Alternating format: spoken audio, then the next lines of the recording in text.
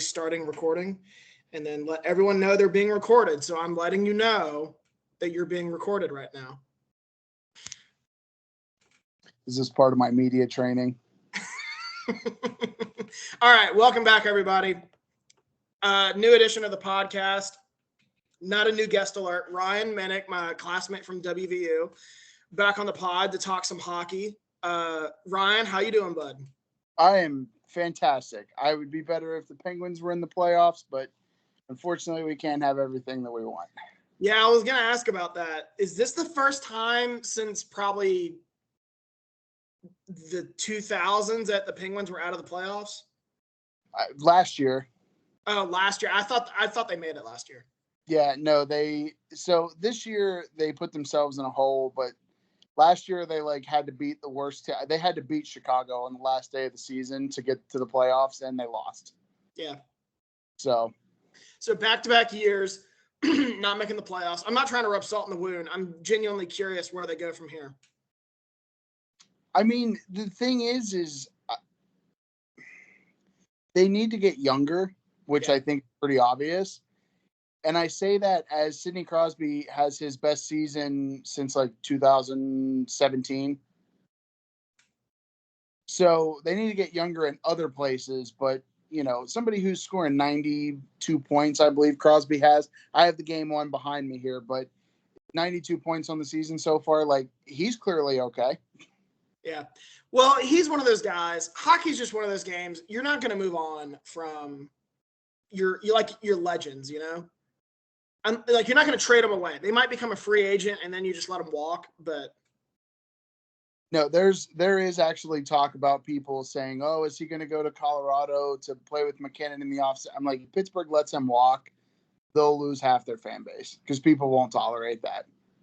Is he a free agent after this year? Yeah, his contract's up, but I mean, here's the thing: he'll sign for $8.7 million because that's his superstition, and all will be well. Hockey players are so weird. Listen, the dude that was born on August 7th, 1987, who's won us 3 Stanley Cups, he can have whatever he wants. I've heard hockey players, because I've always wondered why hockey players have numbers that are so high, because in every other sport it seems like you want as low of a number as possible. But in hockey, you see dudes wearing 87, 71, 88. Wayne Gretzky wore 99. It's just kind of odd how they do that. Well, to be fair, the Yankees are going to get there eventually, and they're going to be wearing letters if they keep retiring numbers at the rate that they do. So maybe Jesus will come by then. Yeah, maybe. Maybe. No, it won't get to that point. It should get to a point where, just because the number's retired doesn't mean, okay, we have to wear these numbers again. You know what I mean? Yeah. Correct. So let's talk playoff hockey, where the seeding has not been determined. I almost said determined. We don't know all the matchups yet, but we do know all 8 playoff teams. Games are going on right now. Games are going on tomorrow. That'll determine the seeding. Where do you want to start? I feel like I say this every time we do this, and you probably share my opinion of this. I know less about the West. Okay. So let's start in the West. Okay, let's start in the West. I hate to be like that, but I can't stay up that late anymore. I was actually leaning West anyway. I'm like, let's just start in the West. Let's start with the West. I'm usually a very alphabetical order guy. Flip around. But for whatever reason, I felt like going West. So in the West, let me pull up the playoff teams real quick. In the West.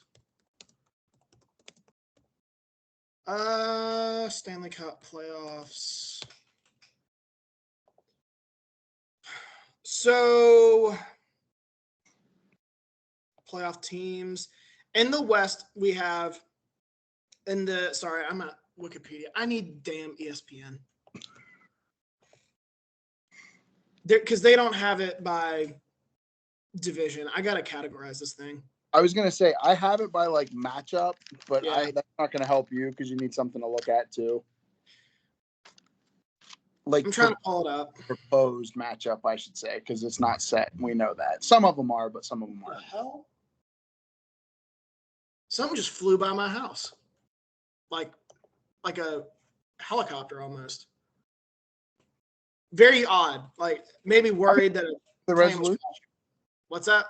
I'm interested to hear the resolution in this. I don't know. It just flew right on by though. Something. I don't know what. Maybe we're being invaded. Been looking forward to that one. Playoff hockey. Who's that goalie? I can't remember who he plays for. But he's like, nothing matters. We're all gonna die. I'm like, okay. I haven't heard that one. So have you seen the commercial with the two goalies? And he's like, you save up for your financial investment goals. And the goalie's like, no goals. No, I haven't. No goals. Well, I'm like, this is the real life embodiment of that commercial. This dude's just like, yeah, keep it in perspective. Nothing matters. We're all going to die. I'm like, oh. Jesus. Only a goalie. Only a goalie in the great game of hockey would say that. Like I said, hockey players are weird. So anyway, in the West, in the Central, we have the Dallas Stars have won the division. The Winnipeg Jets right now are the 2. I suppose they have that locked up because Colorado's 3 points shy. But anyway, the Jets have a playoff spot. The Avalanche have a playoff spot. And the Predators have clinched one of the 2 wild cards.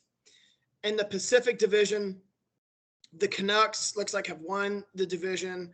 The Oilers are in second right now, clinched a playoff spot. The Golden Knights are in third, although they're in a tight race with the Kings for that last spot. And then the Kings are currently in the wild card spot, could end up getting the 3rd spot. But those are the playoff teams in the West. Where do you want to start? Do you want to start with the wild card teams? Sure. And just work our way up? Just work our way up. All right, so let's start with fuck it. Let's go with the LA Kings. What do you make of this team? So, because I don't think the West is that deep. I don't think it is either, and I don't think the Kings are one of those teams that would make me think that it's deep. What I will say about the Kings, though, is they have an interesting mix of young and old, because you have guys like Drew Doughty, you have guys like Kopitar, but you also have the young guys, the young core. But I don't know if that translates yet. I think this is a team that you continue to build on, but I just don't know if it.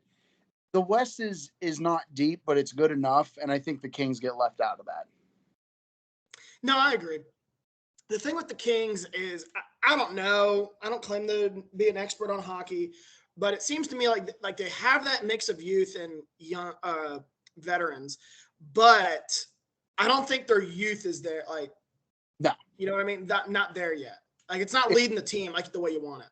No, I mean, you can see youth leading a team such as like Vancouver, which we'll talk about. We're not going to jump around much, but like you see the youth leading some of these teams. And of course, Connor McDavid's still young too, but it's like these guys are still carried by their veterans. They have some youth, good enough youth.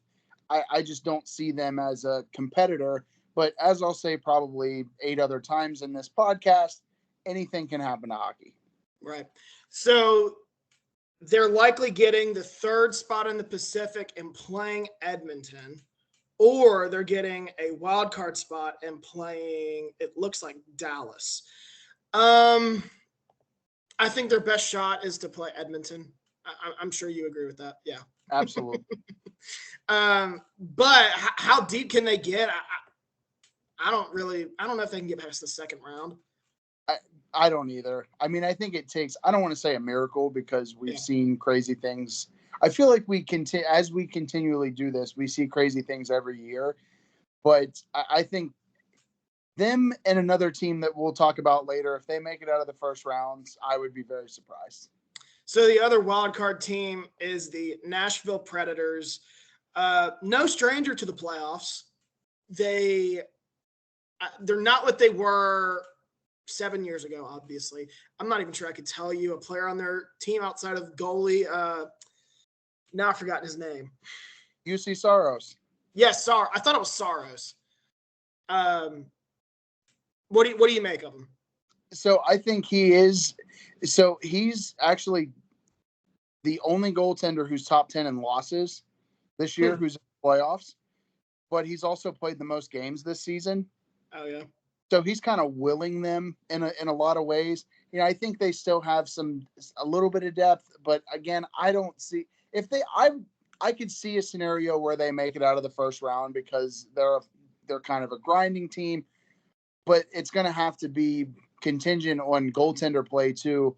And I think when you play the most games in a year, I think Saros has played, I don't have the number in front of me, but he's played like 64 games this year. That's a lot. Yeah, that's an awful lot. Let's look real quick.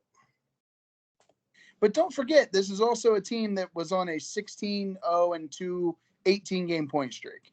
He has played 64 games. Oh, wow. Has played pretty well in those games, has a GAA of 286, which actually, now that I think about it, I don't think that's that great. Computer in front of me, or I would average them, but it's okay.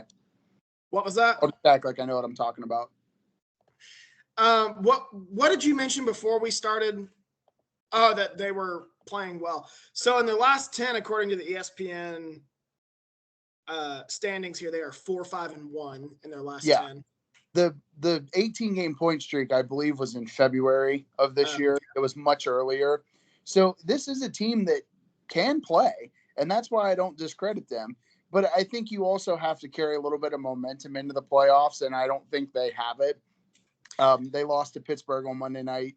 But as evidenced by an 18-game point streak, they can obviously win hockey games. Well, here's the thing. Not many of these teams are playing all that well as we enter the postseason. Like Florida in their last 10 is 6-3-1. Good, not great. Boston is 6-4. Toronto's 6-3-1. Tampa's 5-4-1. Then you get to the Metropolitan Division. It's the Rangers are 7-3. The Hurricanes are 7-3. The Islanders are 8-1-1. So there are some out there, but it's a lot of like 4-5-1s and 6-3-1s and whatever else. So I don't know what to make of it. I should have done more research, honestly, and I didn't. You did all the research, and here we are. It was a little frantic in the last day because when you asked me, when we said we were doing it today, I was like, oh boy, here we go. Hockey. Well, I forgot that we don't have the matchup set yet. And correct. When it hit me, I was like, oh, that's going to hurt. And then I just thought, you know what, we'll just go team by team and we'll talk about each team. And then maybe we'll give like a final four picks, and then I think we can probably still say these are the teams that have a legit chance to win the cup. I think there are a couple teams in each division that you can look at and say, yes, they are a legitimate contender. I don't think it's as wide open as it's been. No, I don't either. I think there's more power towards the top of both divisions. So again, but we're in agreement there. But back to Nashville. They're pretty much locked in. Yeah, they are locked in one of the wild card spots. They get either, I think, Vancouver or Dallas. They might be able to beat Dallas, maybe Vancouver. I could see them more likely than the Kings winning a playoff series. It's funny that I see that, even though Dallas is a better team, I feel like my mind tells me they would match up better against them. That's where my mind went. The youth of Vancouver is frightening just because it's youth. Now, that also comes with inexperience in playoff time. And the Preds have some. It's certainly not the team that went to the Cup final many years ago, but they have enough. I think enough to be dangerous. Well, they have a really good goalie, and that's a good start. Correct. All you need really is a hot goalie to get you past a few rounds. I just worry with 64 games. That's a hell of a lot of games. Yeah, that I don't know. How many games do you remember how many games Linus Ullmark won last year or played last year? I mean, didn't they win like 70 games between them? Something like that. Let me look it up real quick. Because I thought he had like 40 wins. Sounds ridiculous, but Yeah, it sounds ridiculous, but remember how? No, he did. He had 40 wins. Yeah. He played in 49 games, so quite a drop off. So 40 wins in 49 games, sure. Yeah, that's ridiculous. Well, that's just what I meant. I was like, didn't he win 40 games last year? And I'm like, he had to have played in 60. No wonder why my Bruins got bounced first round. Then I look, I'm like, oh, he only played 49. Yeah, I have a note for that I don't think you're gonna like. That's fine. No, my heart was broken last year, so you're not gonna hurt it anymore. Well, at least your team's in the playoffs. Right. So let's go to. I really don't feel like we're talking all that much about these teams, but whatever. That's okay. We are good about going off the road. I have more notes for the teams in the East if that makes you feel better.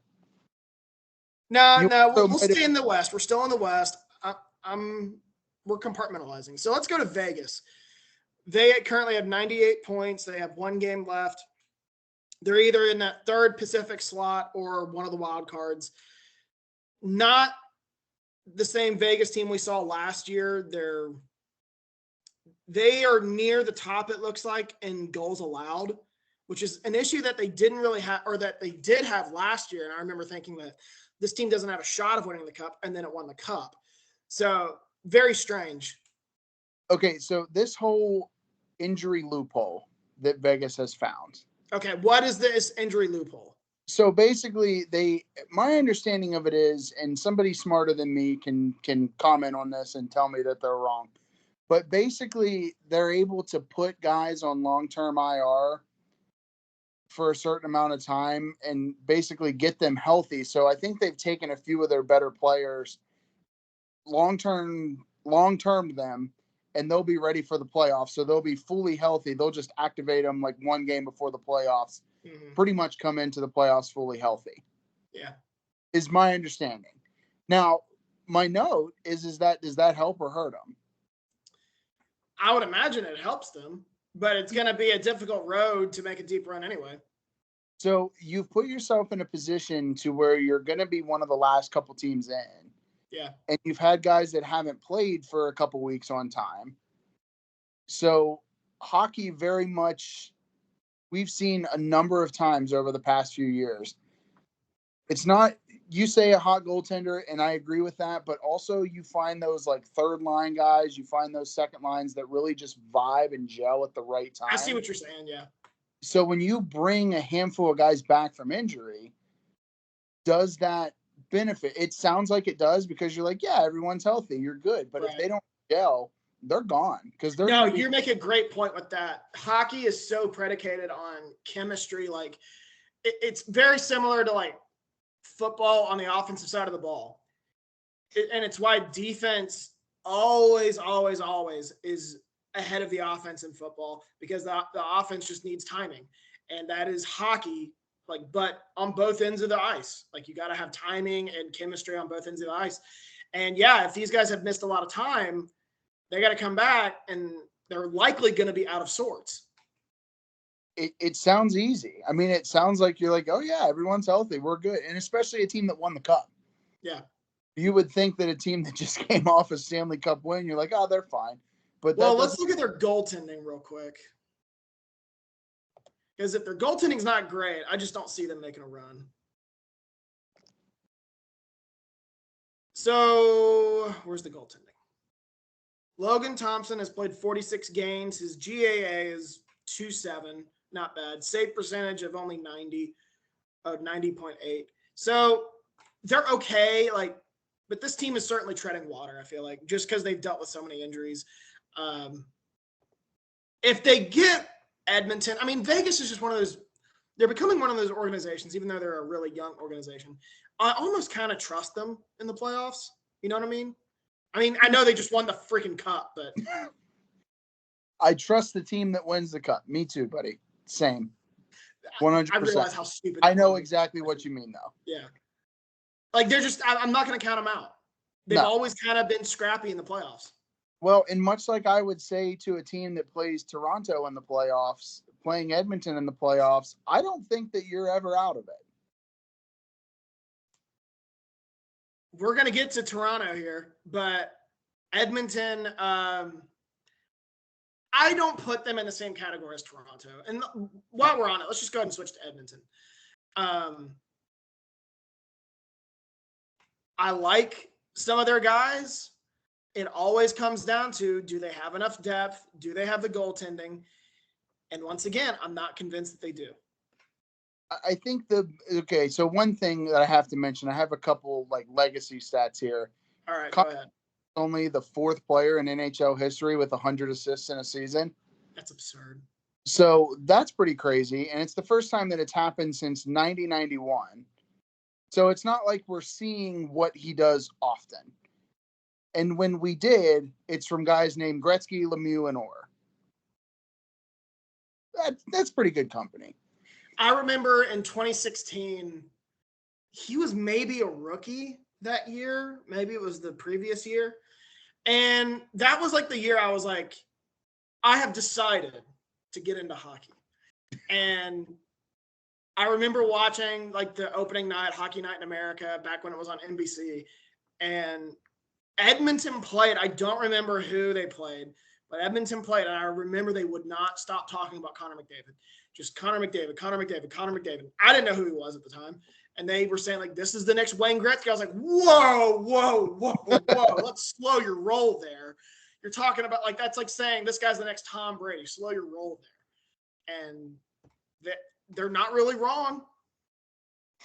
He's in statistical categories that only Wayne Gretzky exists in. Yeah. So, I mean, that's just a stat. That doesn't necessarily mean anything for sustained playoff success, but to be one of only 14 seasons in NHL history, one of 4 players, I mean, that's pretty elite company regardless. Right. That's a great regular season stat, but sometimes the regular season doesn't always matter. Now, I will say, on top of that, Hyman has 54 goals this year, which might have been a little bit more surprising from them. But I still, when I say I categorize them with the Leafs, what I mean is I will respect them when I see it. Oh, for sure. But I will say they were just in the Western Conference Finals 2 years ago, I believe. So they've at least won a playoff series or two, unlike the Leafs, who we'll get to here in a bit. But is this just us dogging on Canada the whole time? Look, I kind of sort of talked to a girl from Canada, and all I did was just shit on Canada. And she took it like a champ. But I sent her, because she would give me shit about America and about which how, is also like, well, for sure. But, you know, she would be like, the typical stereotypes, your healthcare system sucks, your, you know, the gun violence, etc. And I said, I was like, well, you know what? It's easy if you're Canada to be the cool, open-minded hippie country. I quoted the Daniel Tosh bit from his stand-up. I was like, it's easy to be the cool, open-minded hippie country when you have a Kevlar Snuggie of America draped around your borders, daring the world to talk shit. And she was like, yeah, you're not wrong there. Well, but I mean, you know, you can go with the stereotypes, and like I said, you know, 1, 2. I'm like, yeah, what else? Like, you know, that was really all she had. Put too much sugar in our food and too much salt. Yeah, that too. Yeah, we're good at that too. But you also gave us this sport that we have been better at in the last 30 years than you. In the NHL, not in the Olympics or the World Cup of Hockey, if that is still a thing. But she didn't know what the Miracle on Ice was, so I had to teach her that. Well, 1 up. We'll count. Well, that's a victory. We unseated the Russians. So anyway, Edmonton, I'm not going to count them out. 2 of the best players in hockey. Are they going to win the West? That I'm not convinced of. Will they win a playoff series or 2? Possibly, but I don't see them getting past the Western Conference Finals. I got to see it. See them going that far. Yeah, I agree. So we've talked LA, Nashville, Vegas. So let's get into, I'll tell you what, let's stay in the Pacific and go with Vancouver. That's a team I want to talk about. Came out of nowhere. I don't remember where I had them in the preseason. I want to look that up real quick. I'm sure I didn't have them in the playoffs. Give me a sec.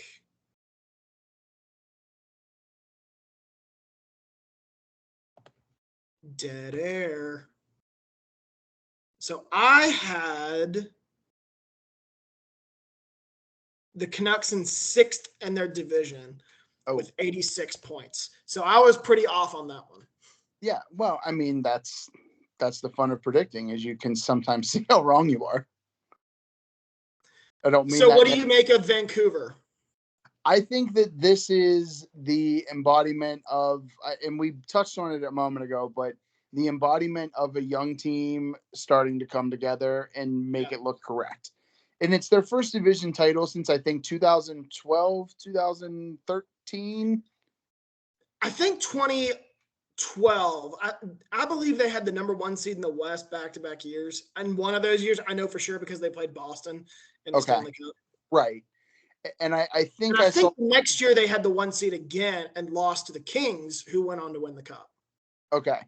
So, I mean, even still, it's been 10 seasons-ish since they've won. So I always like those stories. And I think this is an exciting Canadian team. We won't dog on Canada the whole time. I like the aspect of it. But I think the other side of that is, I always weigh the idea of youth versus experience. And this is a team that doesn't have as much experience. Now, looking through their roster, it helps to have a guy on a lower line like Teddy Bluger, who won a Stanley Cup last year in Vegas, who kind of knows how to get there. But is he the catalyst to take them all the way to the Cup? No, I doubt that. I like Teddy Bluger, former Penguin, but I think that this team is setting themselves up for success long term. I don't think it translates this year.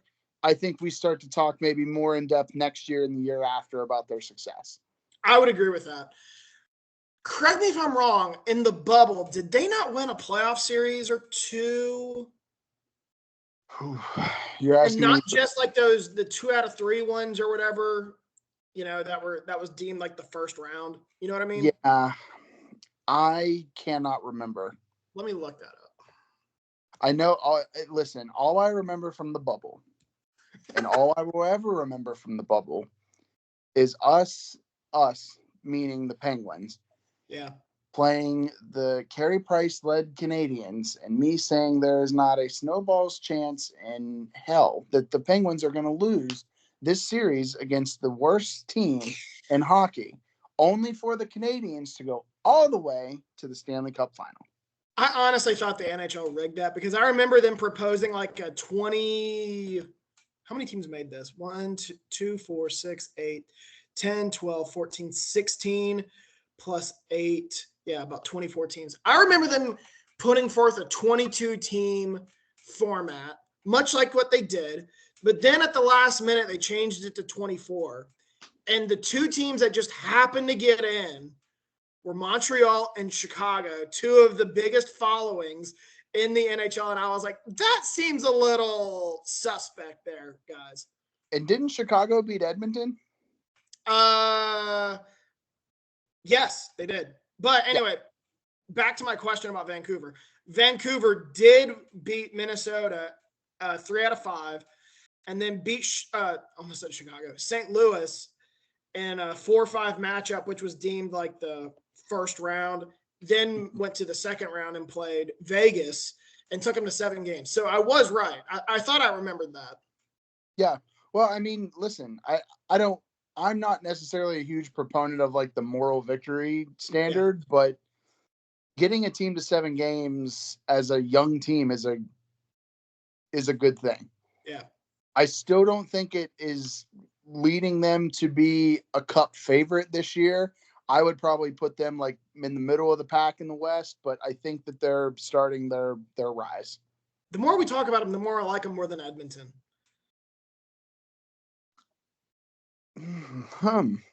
Although I don't know, that's probably a little egregious, but I do kind of like this team. I'm a big goal different. What's that? I'm intrigued. Well, I'm a big goal differential guy, and they're up there. They're at plus 58. Winnipeg is plus 58. Dallas is plus 58. Florida is 68. The Rangers are 53. That was the team that won the President's Trophy. So, like, they're right there among the top in goal differential, which they have kind of a meaningless stat, but I would ever put a lot of stock in it. They have firepower. They can score. I like their chances. Edmonton, if they get Edmonton, will be a tough draw. If you're going to make it out of the West, you're going to have to score. Yeah. I know that sounds obvious, kind of like you trust the team to win the Stanley Cup. But I get, like, it sounds crazy, but you know what I'm talking about. It's one thing to be able to score goals, but in the West with teams like Colorado, teams like Edmonton, you're going to have to score, and Vancouver can score. I feel like we're just stating obvious things, and just I don't shy away from being like a borderline casual hockey fan. I watch it, but I only really watch the Boston Bruins. I mean, I will watch the occasional other games. I try to keep up with it. I will always claim to know the NFL the best, but I'll make myself sound smart enough. So let's go to the Central, where we have talked about Nashville, and that's it. So 3 teams left. I think the West representative in the Stanley Cup is going to be one of these 3 teams. Between Dallas, Winnipeg, and Colorado. Let's start with Colorado. They won the Stanley Cup 2 years ago. They have one of maybe a top 3 player in hockey in Nathan MacKinnon. Correct me if I'm wrong, they don't have Landeskog yet. I don't believe. No, I didn't think so. Before we continue, let's look it up. I hate to keep saying that, but because I have a stat that goes along with that. You have to score to win. Type. Gabriel Landeskog watches practice. Return not close. So he's not playing. So yeah, he's out. We're just counting him out. Right. So goaltender Alexander Georgiev has the most wins. Now again, we're not done the games yet. So I'm doing this on Wednesday, April. What's today? 17th. It is April 17th. These stats are active as of April 17th at 8:52 Eastern Time. Games in the year of our Lord 2024. Correct. Alexander Georgiev has the most wins in the NHL this year, but also has the most goals against in the NHL. Is that right? That can't be right. I'm going to look it up. I got this from Hockey Reference. Hockey Reference. I'm on ESPN, so. Also viable. Is it, I spent an embarrassing amount of time on the reference websites. Goals allowed. Yeah, Georgiev does have the most goals allowed. And does have the most wins. How about that? So. That's pretty incredible. But with that being said, MacKinnon and Rantanen both have 100 points. Mm-hmm. So they can clearly score. But they're also getting it up on the back. Yeah. So what's your matchup? I mean, that's what I mean when you say to make it out of the West, you're going to have to score. You have guys like Georgiev who give up the most goals in the NHL, but you also have guys throughout the entire division like Nathan MacKinnon, like Connor McDavid, like Elias Pettersson that scored over or near 100 points. At that number, I don't really see Colorado winning, but again, like we saw with Vegas, like if they can just get okay goaltending and they're still able to crank out goals, they're going to have a shot. That's why I'm not ruling them out. But that number is very concerning. If they get Winnipeg, which I think it looks like they will get them in the first round, I think that's a favorable draw. Winnipeg has 255 goals this year. That is one of the worst I've seen among playoff teams. Now, I will say this, though, too. In the season series, the Jets and Avalanche, the Jets are 3-0. And outscored them, I believe, 10-0 the last 2 times they played them. Hmm. That's interesting.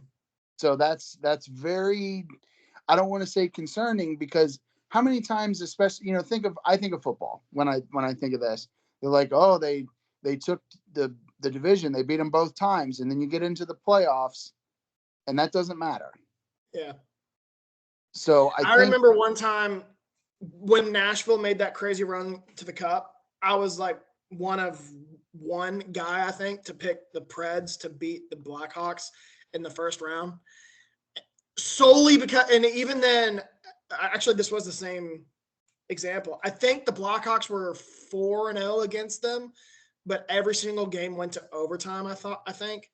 Mm-hmm. And I was like, I think that's going to change. And I was right. Yeah.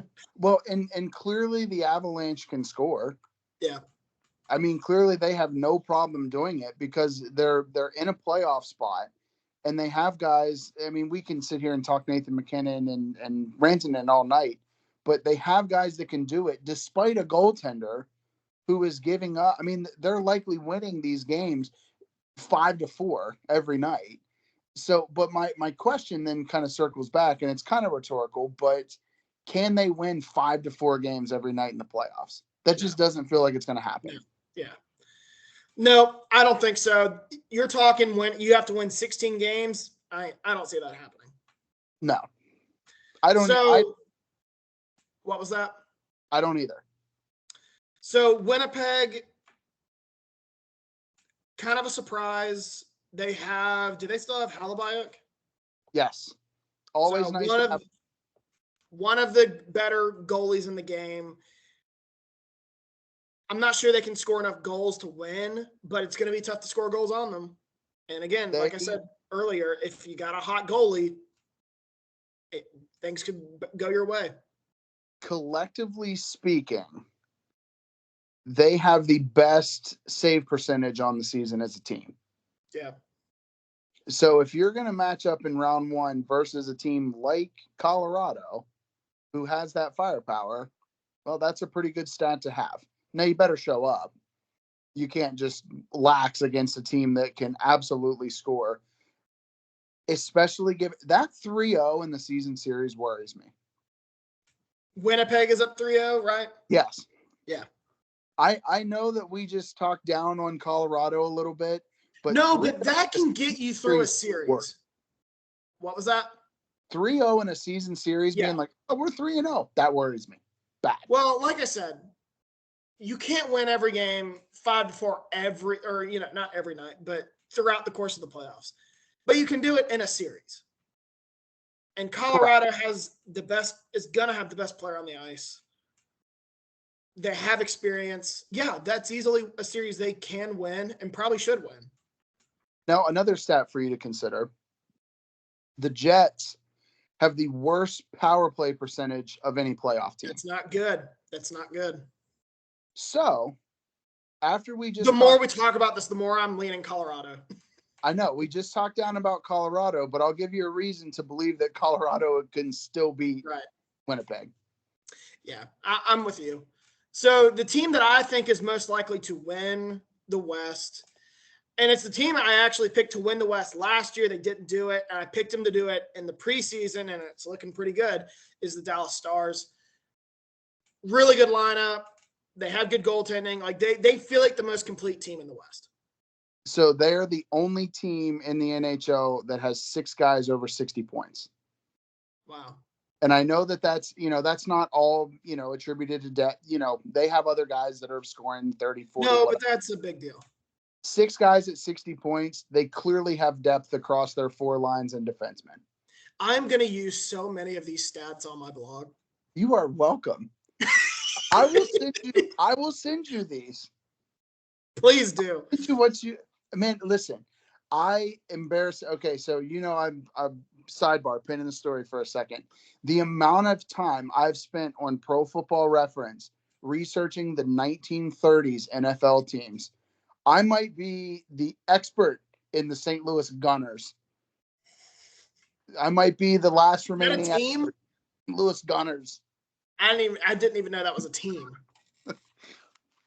I love it. I had when I moved to Texas, I had it was kind of, I didn't know anybody, and I met this couple who was also new to the area, and they had befriended a young waitress at a bar who had a younger boyfriend. He was like 19. So when I moved here, I was 28, I think. He's 19. We're hanging out at this pool party that they throw. We're trying to make new friends. And this kid tries to argue with me that Cleveland has more NFL championships than the Green Bay Packers. No. I was like, dude, you're wrong. No. And he was like, because I called him, we're talking football. I called Green Bay Titletown, which is what it is. And he was like, they don't even have the most NFL titles. I was like, what the fuck did you just say to me? Wrong. But listen, if you want to talk the greatest AAFC dynasty of all time, yeah, we'll talk Browns all day. But come on. Well, we can talk football later. Let's go back to hockey. So, yeah. I really like the Dallas Stars. They feel like the front runner in the West to me. Yeah, and they were only a couple points out of the President's Trophy. They were. I think it was maybe 3 or 4 now that I'm thinking about it. But, I mean, that's still only a couple games difference. I think depth-wise, they really have everything working for them. Good enough goaltending. I wrote beside them silent contenders. Now, admittedly, like I said, I don't pay attention to the West as much. I know enough. But they're just a solid hockey team. I think that the other teams will kind of bury each other out, but Dallas kind of stands the test of time. Easy to say about a 1 seed, but here we are. So in the West, I think there's probably 4 legitimate teams that can win. I would say Colorado, Dallas. I'm going to throw Vancouver in there. And the 4th team is either Winnipeg or Edmonton. I could go back and forth. I would probably give the edge to Edmonton there. What do you think? Edmonton solely on star power. Yeah. I think Winnipeg has some better attributes. I mean, like we talked about, best save percentage on the season. But I think when it comes down to it, I would rather have Connor McDavid on my team than Connor Hellebuck. I agree. I know that's not an easy comparison, forward goalie, but I think you get the No, idea. I agree. There's only so much really a goalie can do. Like I can only give up 2 goals, but can my team score goals? And that's kind of what they don't have the same scoring presence as Edmonton does. Exactly.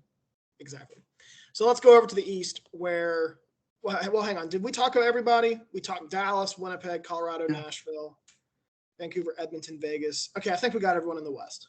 Yes. Let's go over. You were ready to move on. I have all 3. I have 3 pages worth of notes here. Oh, hell yeah. I mean, you really made notes. I'm all decked out. Dude, I just wing this shit. You think I not all the time. I do have notes on occasion, but I mostly wing it. So let's start in the I said let's start in the West. Let's go to the East. I'll be honest, there's probably about 6 teams here that I think can legitimately win the East. Then it's a huge drop off to the last 2 teams in the last 2 playoff spots. Do you want to start with the Capitals? Yes, I do want to start with the Capitals because that is one of the 2 teams that I was referring to who made the playoffs, but they are much further down, I think, than the rest of the East. So here's my notes for the Capitals, and I'm going to read it to you verbatim. You are so ready. Bad. Just bad. How? Why? No. That's all. So I don't know when the last time a team had this bad of a goal differential, but they are minus 37 in goal differential. Negative 37 in goal differential and made the playoffs because that's the way the East is. It's very top. It's not so much top heavy, but like there are like 6 really good teams in the East that you're just not going to beat right now. And then the rest of the league, there's not really a middle in the East. No.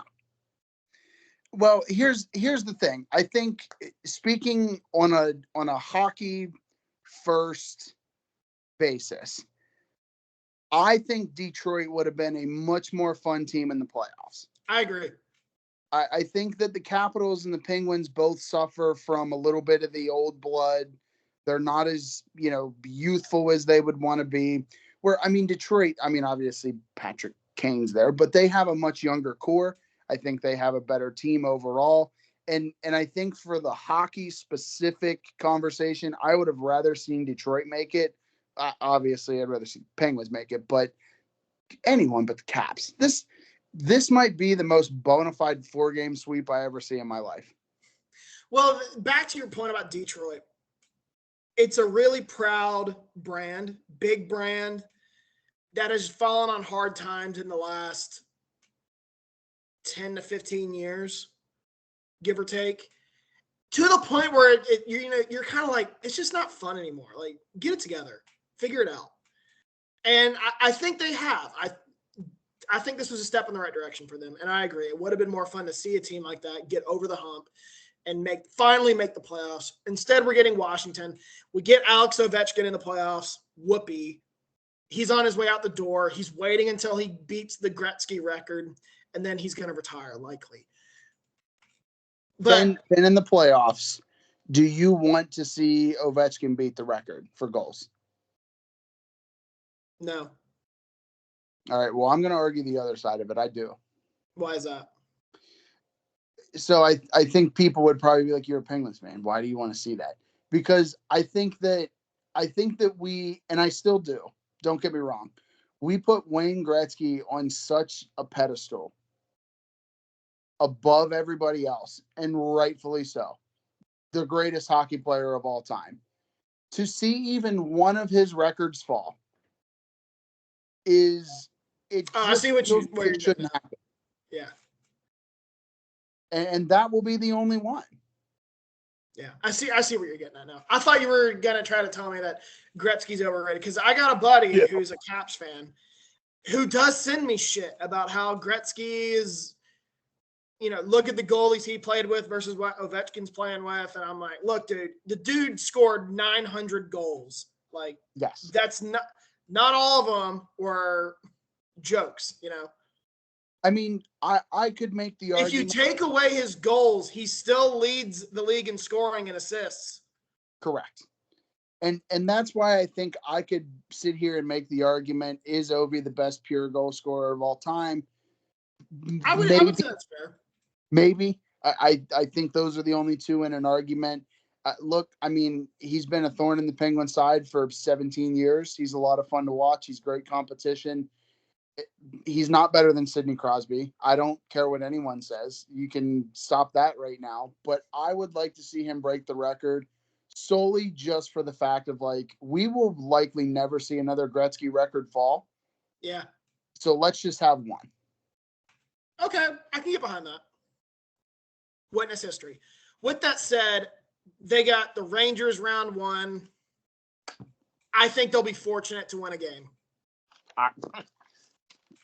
I think they'd be fortunate to score. So when I said earlier that Winnipeg has one of the lowest goals scored, I did not realize. So there are a couple teams that are worse than Winnipeg. I'm trying to find them. The Kings are 1, and the Islanders are 1, and those 2. The team that's dead last among playoff teams in goals scored is the Capitals with 220. That is ridiculously low. That is an average. Have they played 82 games? Yes. Yes. Divided by 82, 2.6 goals per game. Yep. Like, a really good year is like 3.5. That's how bad they are at scoring goals. Do you want me to read the note again? No. Bad. Well, just yeah, bad. You know what? Go ahead. Bad. Just bad. How? Why? No. Yeah, that's a statement to how kind of average to really bad the East is. So let's go to the other wild card team, Tampa. I'm kind of glad. I don't think this is the Tampa team that we saw in the bubble or the next year when it was the league was broken up geographically, like super geographically. When they won back-to-back Stanley Cups, went to the Stanley Cup in 2022. I don't think they're that team, but I am a little relieved that Boston doesn't have to play them in the first round. This is a case of the experience playing a difference. Mm-hmm. And while I think my first note for them is I think the end is near. While I think the end is near for their run, this is a team that still has 5 guys over 70 points. Mm-hmm. They have a great power play. They have the NHL point leader in Nikita Kucherov. Yeah. Clearly something's still working. Yeah, I mean, they were my team. I circled them as a team that was going to regress and not make the playoffs. They proved me wrong. They had one more run in them, at least one more, maybe more. But I think that's a really tough draw for Florida. I think Tampa's going to give them a run for their money, maybe take that game to 7, maybe even win the whole thing. Gun to my head, I'm still going to take Florida to win that series, but I don't know. I could be swayed the other way. It's a 6 or 7 game series. Yeah, I agree. For sure. Now, I will say the other thing against the Lightning here, and check me on this because you have ESPN up. I do. Lightning have allowed the most goals against of any playoff team.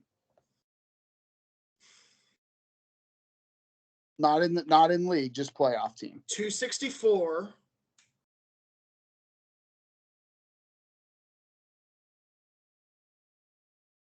Yeah. So, with that being said, you're looking at another argument, kind of like on the Western side. Will your goaltender show up? Do I trust Andrei Vasilevsky? Yeah. He's streaky. But with that being said, the Lightning almost remind me a little bit of the Avalanche in the sense that, like, I know that they can score, but will they score enough because they also allow a lot of goals? Yeah, I don't think they're winning the Cup. Can they get to the Eastern Conference Finals? Possibly. It pays to have when you can lay your hat on guys like Vasilevsky, Kucherov, Braden Point, Steven Stamkos, Victor Hedman. I don't put anything past a team with that much experience. Yeah, I agree. So let's go to the Metropolitan Division, where the other team that I said just really not a very good playoff team, not among the 6 that I said I think have a legitimate shot to win the East, and it's the New York Islanders. They are another team with a negative point differential, although not as bad as Washington, but they are at negative 18 goals for the year. They are red hot, though, and that's why I think you might want to throw that aside because in their last 10, they've won 8 games. They're 8-1-1, and they've won – I'm going to look at their schedule real quick. They're currently up 4-3 on the Penguins right now with 16:30 left in the third. So, okay, so they have another game to play. And they've won 1, 2, 3, 4, 5, 6, 7, 8, 9. 9 of their last 1, 2, 3, 12, and they're winning right now. So entering the postseason on a positive note. They're clearly hot. I don't know who all they played during that stretch. Could have just been a bunch of bad teams. But regardless, they're coming in hot. I wouldn't rule them out as a team that could win a series. I don't see them winning 2 series, though. So I'm pretty sure they're locked into the matchup with the Hurricanes, if I read that correctly. Yes. Okay, so let me give you some reasons to believe and not to believe in the Islanders, because this is what I do. The Islanders are consistently one of the toughest outs in hockey. They're a tough team. They have a good goaltender in Sorokin, but also a guy that has been streaky. He's faced the second most shots in the league this year. So I think that wear and tear means something. And to build on that, they have the worst penalty kill in hockey. It's not going to get it done. Not among playoff teams, the worst penalty kill in hockey. Yeah. And I think when you go into a matchup, because this is one that we do know, when you go into a team that's deep like the Hurricanes and is kind of also streaking at the right time, those special teams are going to matter. Yeah. Yeah, Carolina, I mean, this could be a good segue, but Carolina is probably the deepest team in hockey. I was looking at their numbers or just their guys on their roster the other day, and I was like, holy shit, this lineup just keeps going and going and going of recognizable names. And then they added at the deadline. That's going to be tough. I would take Carolina to win that series, but Islanders could make it like a 6-game series, I would say. But back to Carolina. I really like Carolina. I think they're probably the best team in the East, even though they didn't win the President's Trophy. That doesn't mean anything. Believe me, I know as a Boston Bruins guy. I don't have to tell you. It doesn't mean anything. I mean, last year I was like, that's bullshit. Who cares? And then that backfired. Look, I have good notes on the Rangers, but I have good notes on the Hurricanes too. The first thing I wrote was they're a fringe cup team. They absolutely are. They lost in the Eastern Conference Finals last year, and I think that in some reason, in some way, that creates urgency. The Panthers, great run, not going to knock them for that. But when you lose, when you're that close and you taste it, it creates urgency. Hence why they're good enough to be in the playoffs. They add at the deadline, and they're also putting it all together at the right time. Yep. They have the second best power play in the league, and they have the best penalty kill in the league. It's usually where you want to be. Yeah. I mean, you can talk about points all day, but when you have a team that is putting the right pieces together at the right time, who has great special teams, and I think the only portion of it that could be a little bit, and we talked about this last year, is their goalie play. Mm-hmm. It's not the top level. It's not bottom level. It's somewhere in the middle. It's about middle of the pack, yeah. So I maybe think slightly above average. They're not terrible in the net, but yeah, I see what you're saying. That's my only like thing that I'm just like, that's why I can't throw them over the edge and say they're an absolute bona fide cup contender. Right. They are absolutely a contender, and I think that they can make it. Goaltending worries me. I would agree with that, but got plenty of depth, and that's what matters in playoff hockey. New York Rangers, a team that has been really good the last few years, been trending in the right direction for a while. Got to the Eastern Conference Finals 2 years ago, came up short against Tampa. Had a down year last year, not really sure what happened. They win the President's Trophy this year. I really like them. They have elite goaltending. They have good players. I don't know if they have, the depth that Carolina or Dallas have, but they are probably the second best team in the East, I would say. I just like Carolina more, but the Rangers are right there. So actually, this is one that I found interesting. So the Rangers have, of course, we know President's Trophy. We know Shesterkin's a great goaltender, and we know their stars. Everybody knows Panarin. We know they have 5 guys over 70 points. One of them is not Alexis Lafreniere.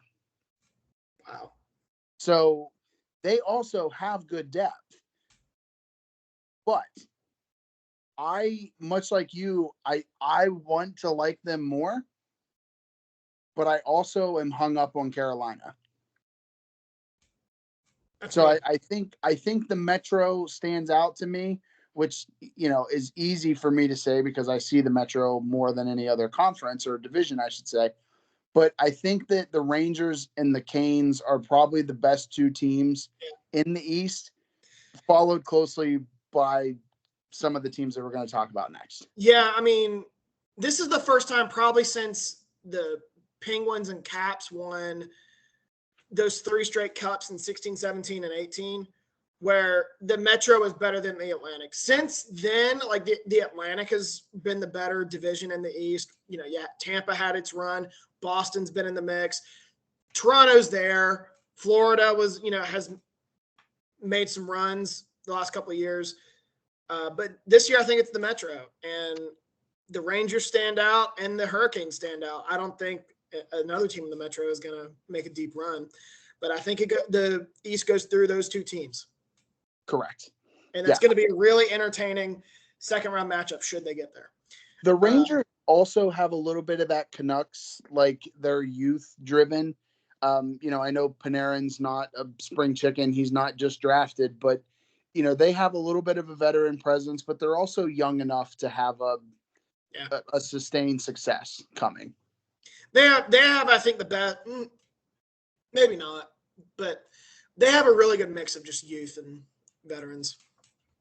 Maybe the best. I don't know. Carolina's up there. Again, it keeps coming back to Carolina. Let's go to the East. Let's go to the team that we were making fun of earlier, the Toronto Maple Leafs. Because these matchups are set, I believe. Florida has to play Tampa, and Boston has to play Toronto. All I have to say, without looking at any numbers, is Bruins in 7. Oh. That's all I'm going to say. Like, we know it's coming. I have to see it in order to change my mind.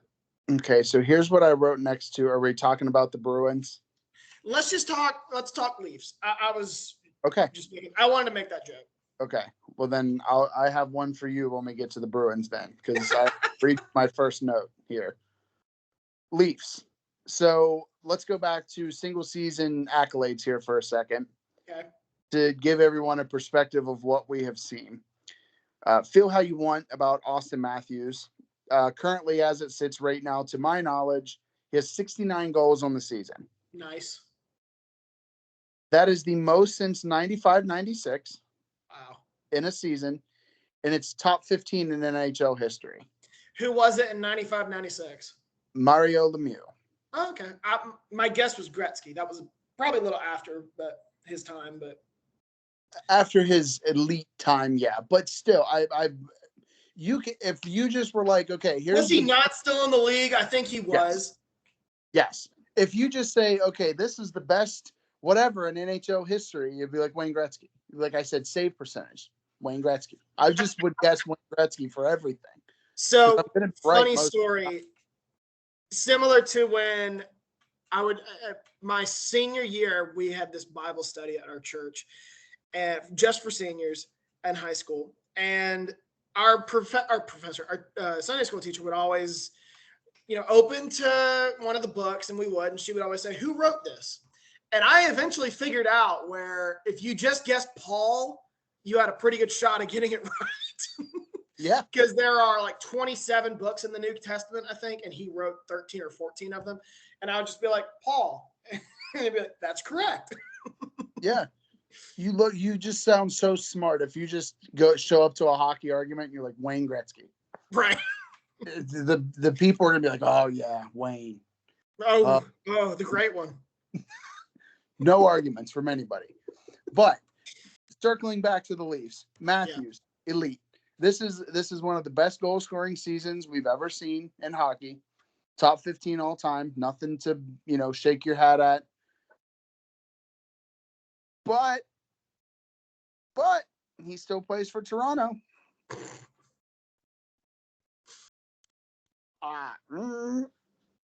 Listen. This is going to be an extremely heartbreaking series for one team. I think this is an absolute bona fide 7-game series, just on paper. And one team is going to be mad when it's over. See, I won't be. I don't think this is a good segue. I don't think this Bruins team is winning the cup. Our best shot was last year, clearly. We had to reload a little bit. Bergeron retired. We traded Taylor Hall. A couple other guys left. I didn't see this team being as good as they were earlier in the year. I was like, they're bound to cool off, and they have. Now, their finished product is kind of what I expected this year, but they were really hot at the beginning and have cooled off considerably the last few weeks. But if they win the cup, I'll be pretty shocked. If they get out of the Atlantic Division, I'll be pretty shocked. I don't disagree with you. And, Pasta has led the team in points, everything, but he can't do it all.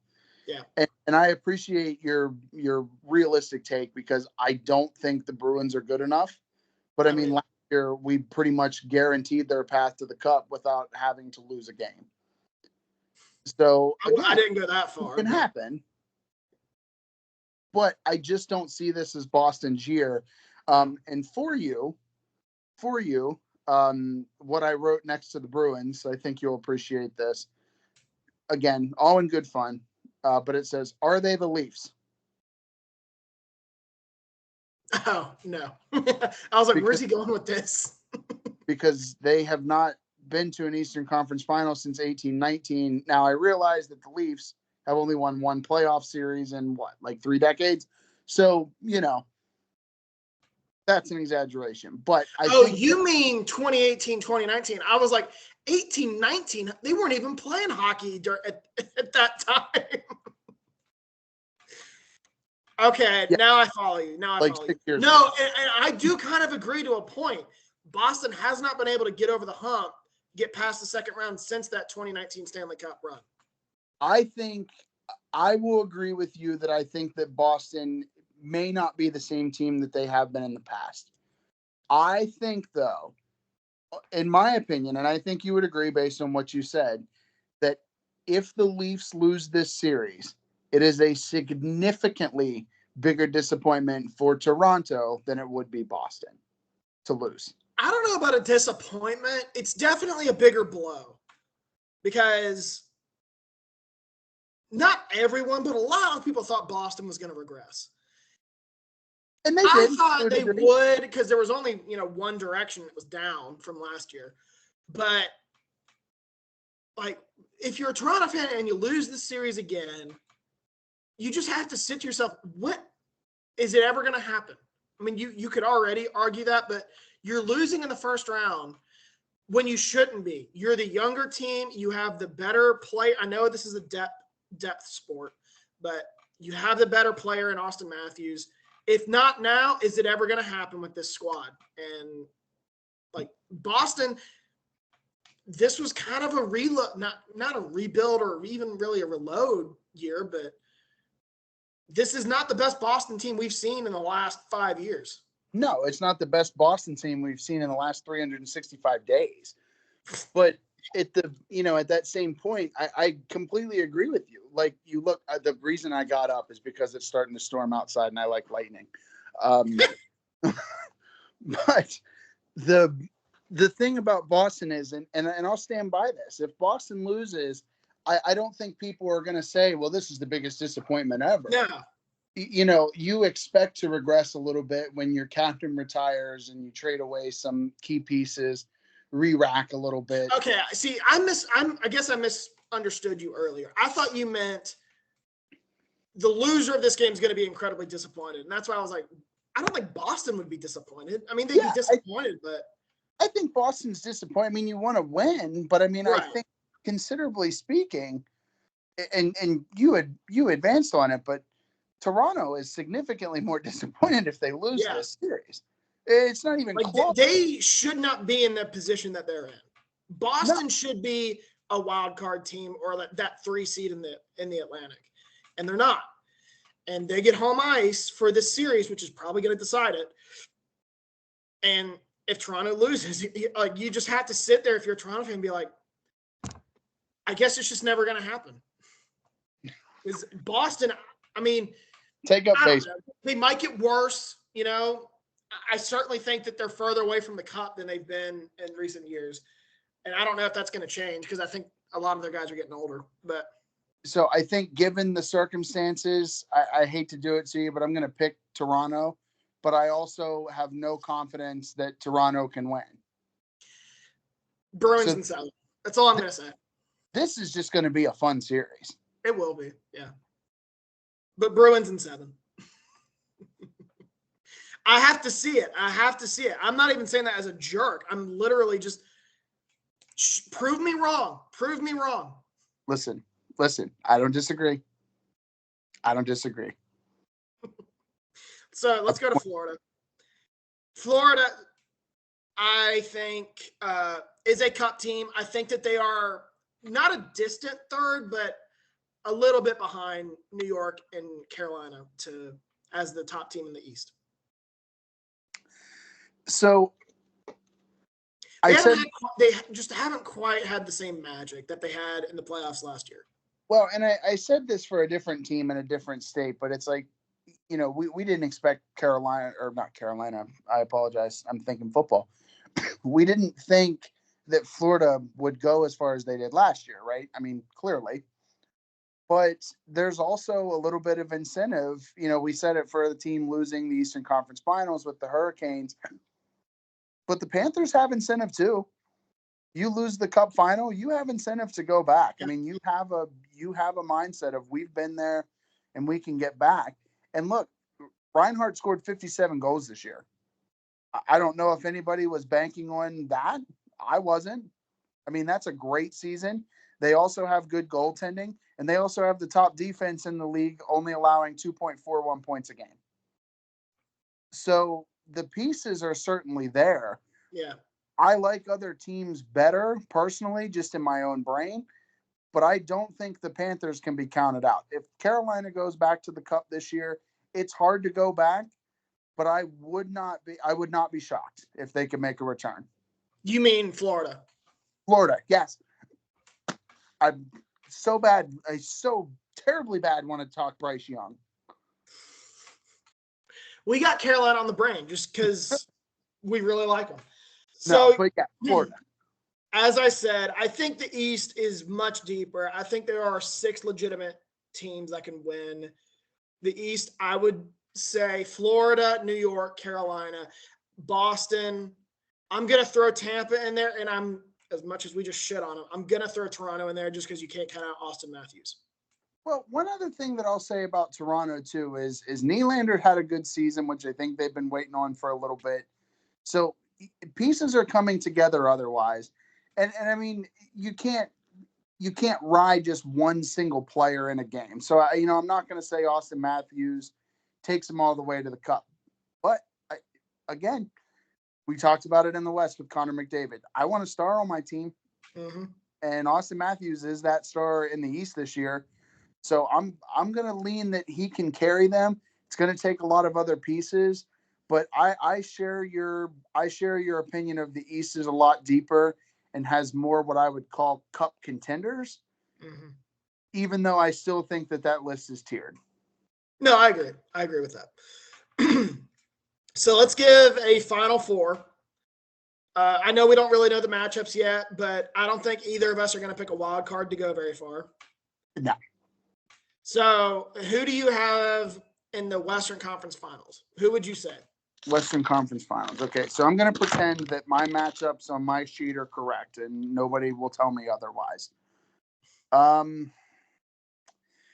mean, I think that the Stars are an easy pick. Now, I don't have a bracket in front of me, so I think what I'll do is I'll just pick the top 2 teams that I think can make a run, personally. And if they play each other in the second round, I'm sorry, I'm not an expert. So I'm going to pick the Stars. I think the Stars, they have the depth. They have everything to make it. And you know what? I'm going to go out on a limb here. I'm going to sound a little bit crazy for a change. I'm going to go with Vancouver. Okay. I don't think that's that crazy. I'm also going to go with Dallas, and I will go with Edmonton to get to the Western Conference Finals. They've done it before. They're inconsistent, but they've done it before. How about in the East? Okay. So, again, disclaimer, no bracket, not an expert. Picking the best 2 teams. Carolina. Yeah. Who I would probably pick to make the Cup, personally. It's a shame that the Rangers and Hurricanes have to play each other in the second round, because those are the best 2 teams, in my opinion. Yes. And I would say that the Rangers would probably be my number 2 team, without a doubt. Right. I'm going to go a little bit surprising, but I'm going to go with the Panthers. Oh, that's not surprising. I thought you were going to go with like Boston or something. I think it's easy to look at the Stars and say, and I'm not dogging your Edmonton pick, but I think it's easy to look and say, oh, Austin Matthews or Boston Yeah. has depth, or the Lightning have been there, done that. But the Panthers just have a will and a way, and they've put together a good enough season to do it. I'm gonna say they get back. Oh, you're talking Stanley Cup. Oh, they're gonna get to the Eastern Conference, and Carolina's gonna win the Cup. Oh, okay. Well, then that's my mistake. So yeah, Stanley Cup. I'll go with. This was my pick in the preseason. I'm pretty sure. Let me check real quick.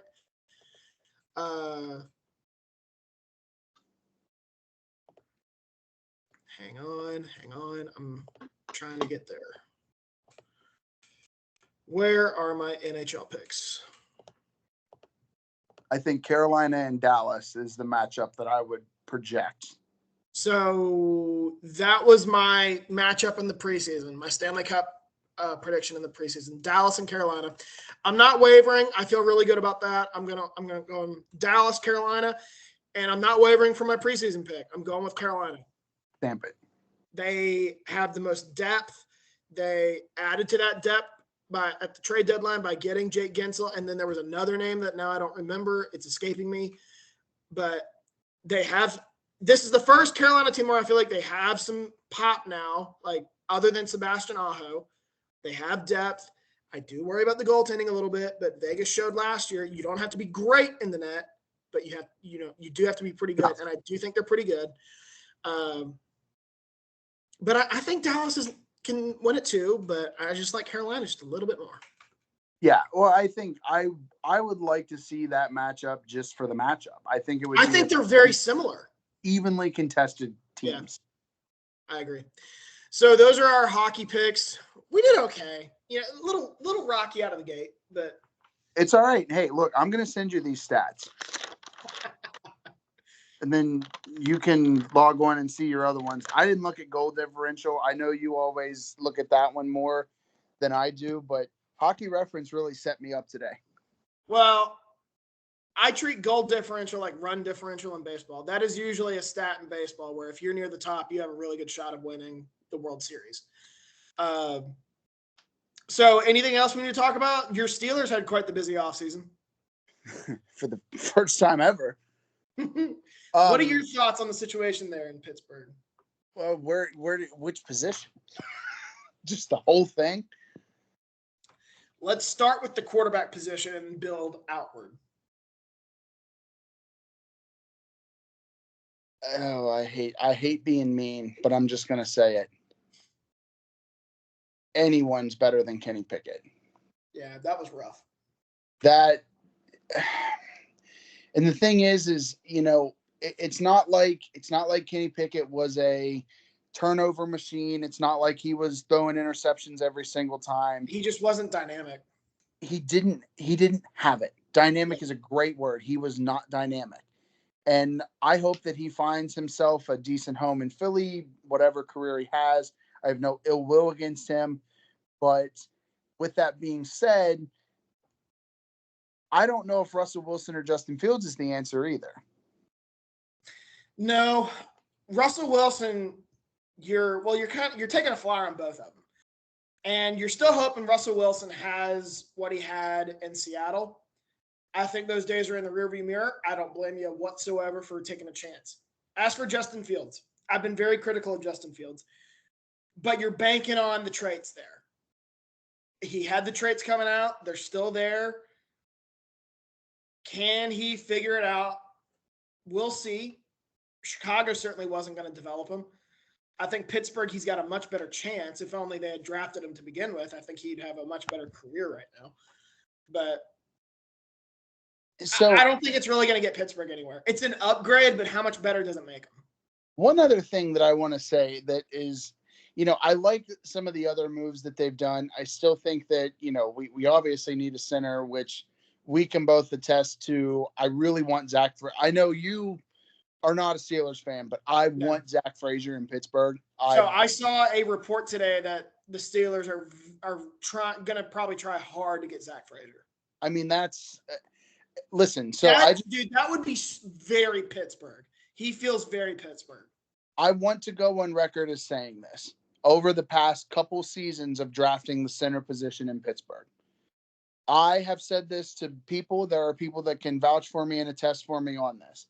So the Pittsburgh's last couple picks, fine. We have nothing. Najee Harris is a good back, and Kenny Pickett obviously wavered a little bit.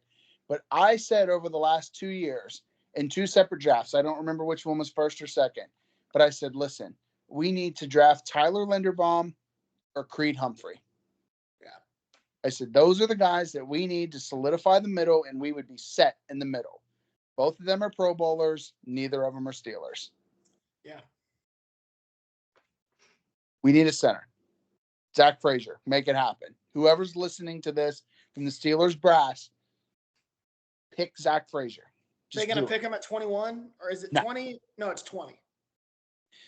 I didn't think that they were going to draft a center at that position at any point in my. So I actually looked this up. The average position that a center is taken first is 22nd or 23rd, I believe. Yeah, it's rare that they go first round. So I think that even if it's not Frazier, there's good enough depth in the second round that it can wait. Yeah. Now, I would agree with that. One thing I also want to say, and I want your opinion on this. There's a lot of chatter of people. They don't like the Arthur Smith hiring in Pittsburgh. I disagree. And I disagree solely, and I use logic that Pittsburgh folks can relate to. They say, well, he wasn't a good head coach. Neither was Dick LeBeau. Yeah. Dick LeBeau is a terrible head coach. Right. One of the best. No, there's a big difference between being a coordinator and being a head coach. Look at Josh McDaniels, for example. I didn't hate the Arthur Smith move. I'm always wary of retreads. He's not really a retread, but that does concern me. But I'm not going to sit here and say that was a terrible decision. He showed innovation in Tennessee. How much of that was, having decent personnel there? Because that was when they had A.J. Brown. They had who was the receiver from Western? Corey Davis, Derrick Henry. Yeah. So he's not going to have that in Pittsburgh. Can he overcome that? Russell Wilson was not terrible last year, even though a lot of people want to dog him. And that's kind of my argument for and against Russell Wilson. Is he a wily old vet? Yes. But he also succeeded personally in an offense that kind of set him up for failure. Yeah. So I'm not an unrealistic fan. You've known me long enough to know that I'm not one of those yinzers. It's like Pittsburgh's going 17-0. This is the year everyone's going downtown. I'm not that guy. This is a team that got better in the offseason, in my opinion. We still have holes to fill in the draft. I think we're still a couple pieces away. And I think we're a lot of pieces away from being a contender in the AFC.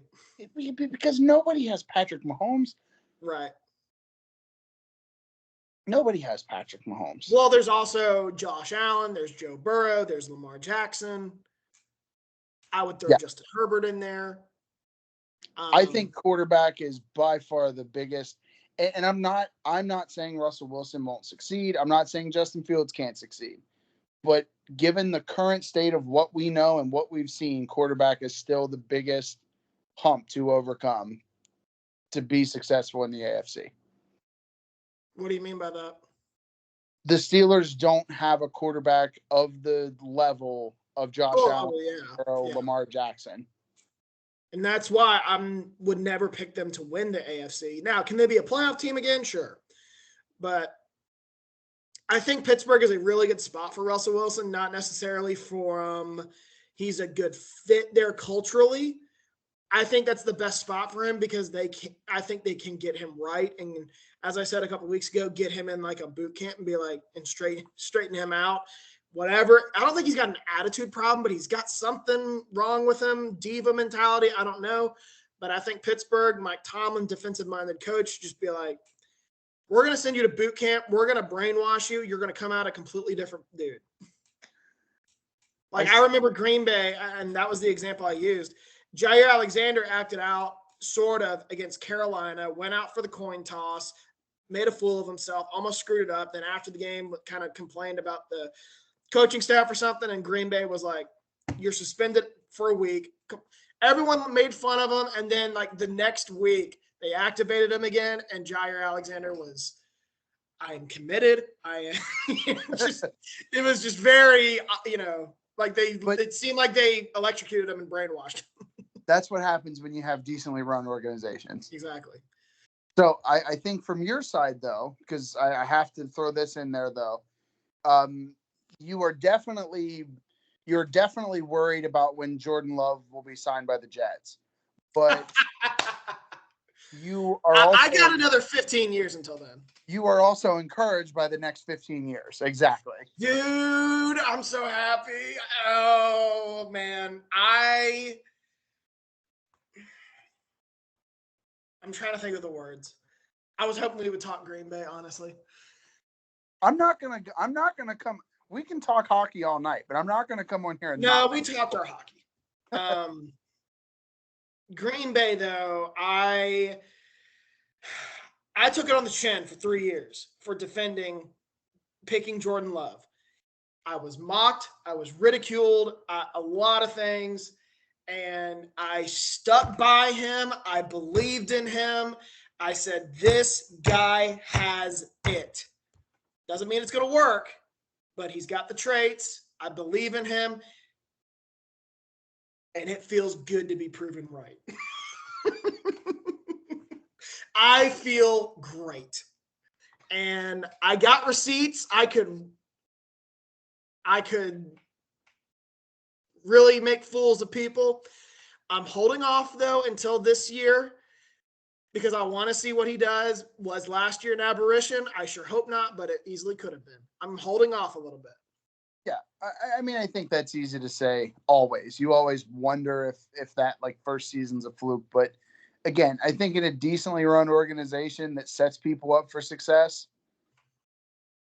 you're not treading water at that position, clearly, ever.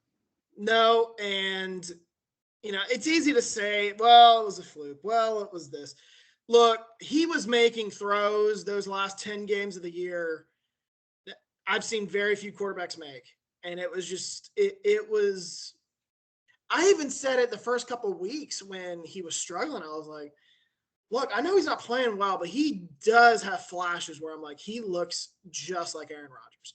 Like, and not from a production standpoint, not from a success standpoint, just in the way he moves and his throwing. I'm like, oh my gosh, you could put the number 12 on him and no one would know the difference.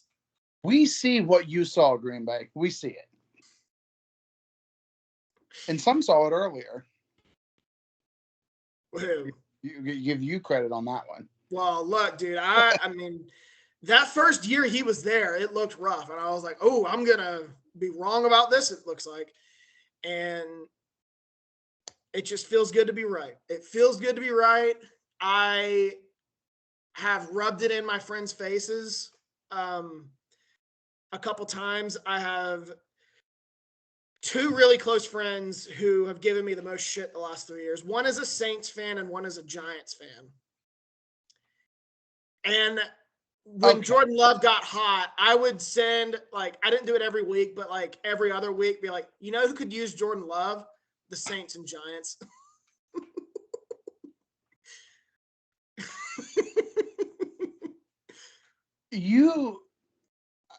I don't know your friends, and they've made it far. I mean, you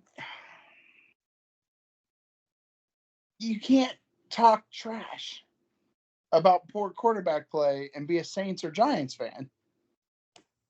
I don't know what to tell you.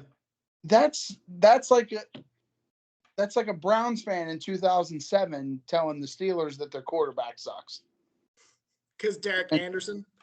Well, that might have been 08. That might have been 08. God bless. Oh, poor friends. It feels good. How worried are you about Caleb Williams, though? 0. Me too. 0. And not because I don't believe in Caleb Williams. I do, but I'll believe in the Bears when they can actually develop a quarterback, which they have never done. That sounds all high and mighty, but it's the truth. I'm looking down my nose at them, and I kind of am, but I'm like, look, you got to show me. And these are the same fans, by the way, who were all in on Justin Fields 6 months ago, and now they're like, well, Caleb Williams is the guy. Yeah, I heard that with Justin Fields. Like, I heard it with Mitch Trubisky. Like, I heard it with whoever else. Will you stop talking about the quarterbacks that were backups for the Steelers? All right. I wasn't going for that. We can change Bears quarterbacks. But listen, this is the most maybe damning thing that you can say about the Bears. Their best quarterback in team history. Jay Cutler. No. It is. Sid Luckman. Okay. I didn't know you were going to go that far back, but sure. Their best quarterback ran the wing tee. That's how. See, but this is what I mean. That's why I'm not worried about the Bears. Honestly, that's why I'm not. Even Bears fans will say they're not saying it now because they're getting excited about the draft and the prospect of Caleb Williams and all that. But 4 months ago, when they went into Green Bay with some momentum and were like, we're going to unseat these guys, they're going to be on their faces again. And they lost. It was a close game, but it wasn't. If you actually watch the game, Green Bay shot itself in the foot a couple times. It should have been a lot worse. The score should have been. And they were totally deflated. They were like, we are a mom and pop shop, and Green Bay is the McDonald's with touch screen and everything else. And I'm like, that is precisely it. And that is why I'm not going to worry about the Bears. I don't worry about the Bears. So we're not going to. And honestly, I'm not worried about the Vikings right now after they lost Kirk Cousins. I don't care what you tell me about Sam Darnold. I'm not worried about the Vikings either. So I won't keep you for every single team because I know we could. But what about the Lions? Legit. I have nothing against the Packers. I've always said that if I wasn't a Steelers fan, I'd probably be a Packers fan, just based on all the things that I like in a franchise. You know where I have the Steelers among my favorite teams, like in my top 3 to 5. Yeah, I like, there's a lot of things that I like. I like history. I like being able to look back and date all that greatness, and Green Bay certainly has it. But man, does it feel good to see the Lions have some success. Yeah, I was rooting for them. That's weird to say about a divisional opponent, but the Lions were a team. Cleveland, but the Lions were a team. I was like, you know what? Good for you guys. And then they hung up the banner for winning the division, and I was like, now you've lost me. That's not what winners do. Yeah. That's a bad look. I'm sorry, but it is. Yeah, you gotta win your conference or win a Super Bowl first. I would agree. But Lions are legit. If the season started tomorrow, I would pick the Lions to win that division. As much as I love Green Bay and the direction Green Bay's now in the next 5 years, I think Green Bay's got the brighter future. Yes, I don't disagree. But right now, the Lions are the better team. Yeah, look, I respect Dan Campbell with my life. He might be my favorite head coach in the NFL. That's not the guy that I root for. I just love the mentality. His guys clearly buy into him. It's a lot of fun. It's fun that Detroit is good. Yeah. I worry what he'll be if/when Ben Johnson leaves. Completely fair. Because he's not a play caller. He's a CEO, motivational, rah-rah kind of coach. And that's fine. Mike Tomlin's that. But that can, at times, only get you so far. Correct. And I think you could, if you look at the Steelers, date back to their times with NFL play callers, that's when they were the most successful. Sounds dumb. That's why I say, on top of the quarterback position, I look at Green Bay and I'm like, you know who calls the offensive plays? Matt LaFleur. You know who's a top 10 coach in the game? Matt LaFleur. Dan Campbell is too, but he's not calling offensive plays or defensive plays. Matt LaFleur is, and he's got a I think top 10 quarterback. Honestly, though, I think Jordan Love might be closer to top 5 than he is to 10. I said might. I was thinking about the NFC and thinking about quarterbacks that are the best in the NFC. And I mean, not many that I would put in that same category as Jordan Love. I mean, he's still got more to prove, but I went through it with my buddy James, who comes on the podcast on occasion, and we were both kind of on the same page. We were like, Matt Stafford's probably the best in the NFC right now, just in terms of resume and ability. Sure. And I threw Jalen Hurts in there. I'm not ready to give up on him yet. And I was like, I think at that point, it's probably Jordan Love. Yeah. I was like, I think he's better than Goff. I think he's better than Purdy. I think he's better than – I'm trying to think of other guys now. Dak Now it's Prescott? escaping me. He's definitely better than Dak. And I like Dak, but Dallas and Miami are in the same boat, in my opinion. The ship has sailed. Like, it's over. They have reached their ceiling with their quarterback, with their core, with their situations. It's not going to get any better than what it was this past year. Dallas saying I actually also threw Pittsburgh in there, and I haven't wavered. I think the thing that I'll say about Pittsburgh on a negative aspect is as they get older in certain positions, the defense was at its peak maybe 3 to 4 years ago. I think if we had this quarterback controversy the year that we had the 2020 defense, we would have been a Super Bowl contender. No shade to Big Ben. He was on his way out. Was that his last year? I think it was. 2021 was his last year. So 2020. No, but that team wasn't very good. That 2020, that was the team that won like a bunch of close games. They won 13 games to start the season, or 11 games to start the season. And I genuinely think if they had a better quarterback and they had more, depth around, if you pick, and I know we're picking and choosing, but that defense was at its peak, and that's where I would want that defense to win a Super Bowl, and we just weren't good enough everywhere else. No, that was definitely the end of their window, in my opinion. So time to re-rack and try again. But if there's one thing about Pittsburgh and I'll throw Chicago a bone here. They know defense. They know, I didn't always subscribe to the theory that a certain team knows a certain side of the ball or a certain position, but now I'm starting to buy into it a little bit more, especially after Green Bay hitting on a third franchise quarterback in a row. But Pittsburgh knows defense. They know how to draft defense. They know how to develop defense. Can they get the quarterback position right? Because outside of Ben Roethlisberger in the last 40 years, they haven't really been able to do that. So I want you to – so I did this with a friend. Go back to like 1980 and just put all the first-round quarterbacks in a pool and see what you come out with.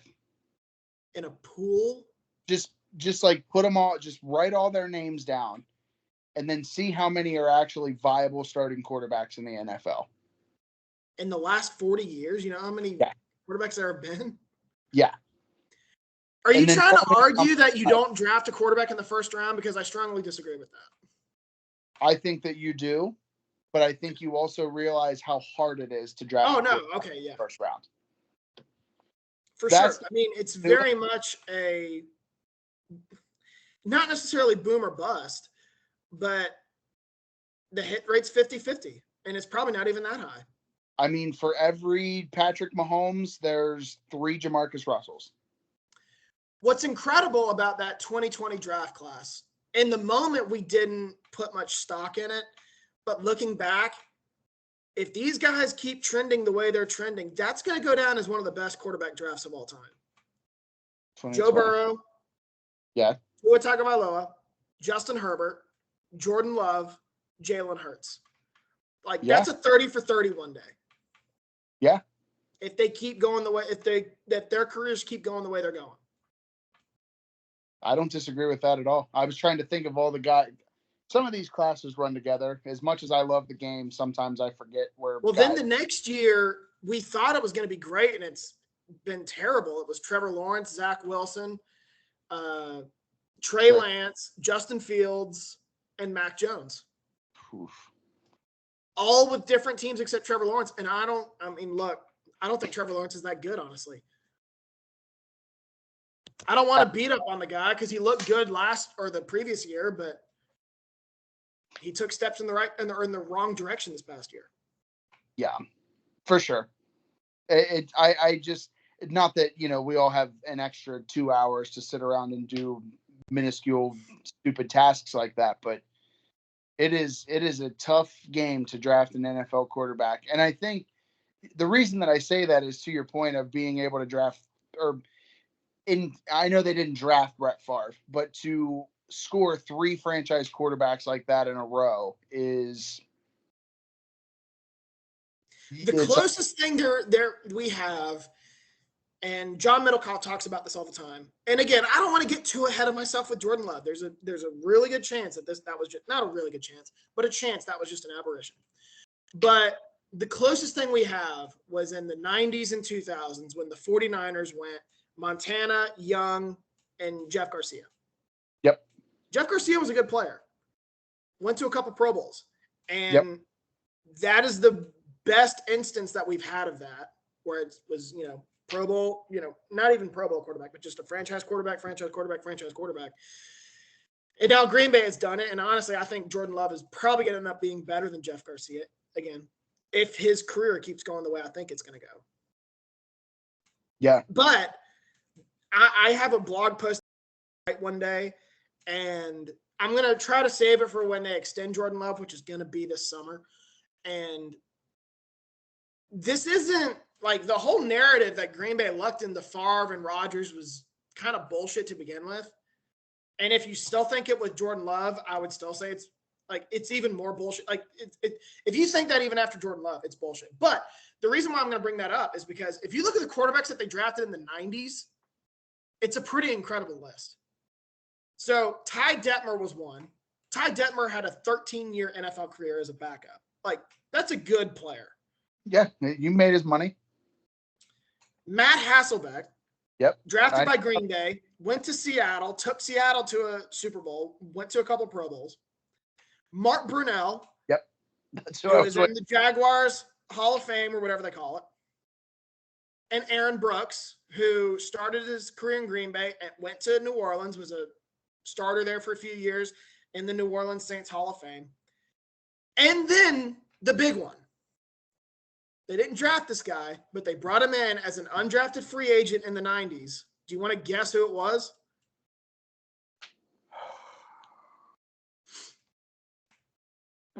You're going to say mad. What's that? You're going to say it, and I'm going to be mad because I know it's a big one. I don't use that lightly. Just tell me. Kurt Warner. Yep, that was his first tryout.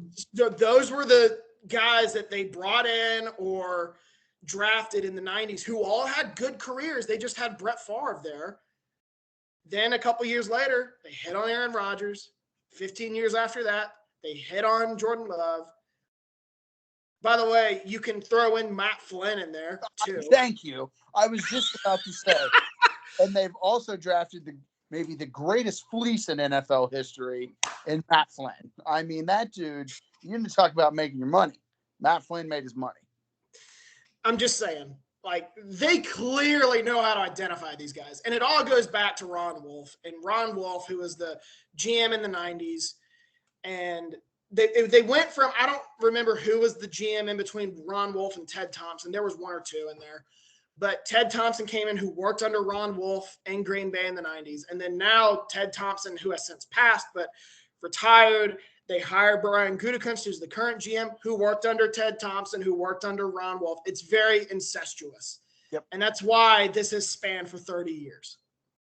To say that you lucked into Brett Favre, who was a castaway second-round pick from Atlanta, and then... That's fair. That would be fair. Okay, fine. Yeah. Okay, we lucked out. I mean... Then you lucked into Aaron Rodgers. Okay, fine. But 3 times is a trend, man. It's a trend. What's the worst that you're going to get in the 2005 draft? San Francisco takes Aaron Rodgers and you get Alex Smith, who also arguably put together a very good NFL career. And who knows? Maybe Alex Smith has a better career than he ended up having in Green Bay. I mean,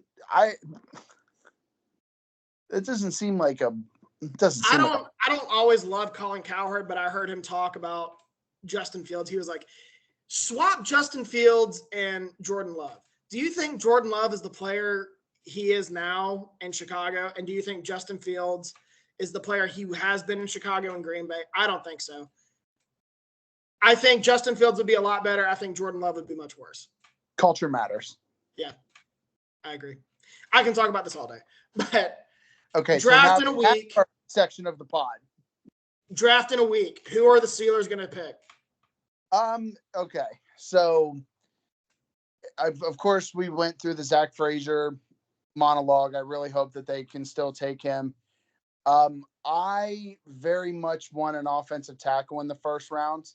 Okay. I think my pick is Mims from Georgia. Okay. But I am a big proponent of don't pick sexy, pick where you need positions. Pittsburgh needs offensive line. Give me Mims. People are going to be mad. We need a receiver. No. Beef up the trenches. Give me the big guys. Oh, yeah. I'm old school. We agree on this because our organizations have this philosophy. I loathe the whole argument that you got to pick a wide receiver in the first round. I hate it. There is a proven track record that that's not the case. I don't know where this narrative came in that you have to have a first-round wide receiver. The value is there on day 2. Better value on day 2 for a wide receiver than day 1. It's a fact. I have evidence back to the 1990s of the Pittsburgh's drafting schedules. Yes. That you don't have to draft a receiver in the first round. Albeit names like Plaxico Burress and Santonio Holmes succeeded in the NFL. Hines Ward, Deontay Johnson, Martavis Bryant, Antonio Brown, Emmanuel Sanders. Yeah, we don't need a first round. They just hit on a few of them. I mean, they traded them, but Deontay Johnson? Uh-huh. I would argue they hit on him. Yep. So you think Amarius Mims – so I have spent a good chunk of the offseason going through all of Green Bay's – this is how much of a sicko I am – going all through Green Bay's draft picks in the last 30 years since Ron Wolf. Because, like I said, they've been very incestuous, and I don't mean that in a bad way. But Ron Wolf, then it went to Ted Thompson, who worked under Ron Wolf, and then Brian Gutekunst, who worked under Ted Thompson, who worked under Ron Wolf. They have very similar tendencies, all of them. They target similar bodies at certain positions, and I've looked up, and I have every single height, weight for every single player, and I have the average, and it's almost the exact same across the board. So I've gone through and I've looked at the board this year, and I'm like, okay, these are the players Green Bay is likely to draft because they fit their thresholds. They fit, Brian Gutekunst has placed a lot of value in RAS, relative athletic score. They tend to pick guys who are 21 years old in the first round.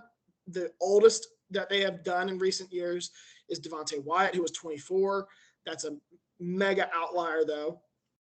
And besides him, the oldest one was Eric Stokes, who was 22 years old, and he had just turned 22. It's usually 21. And I say all that because I have composed a list. I do this every year, but this year I've composed a list of players that I think they're going to draft. I think it's likely that it's going to be Cooper DeJean, and I don't think he's going to be there, but Cooper DeJean, Graham Barton, who screams Green Bay Packer, and probably Kool-Aid McKinstry.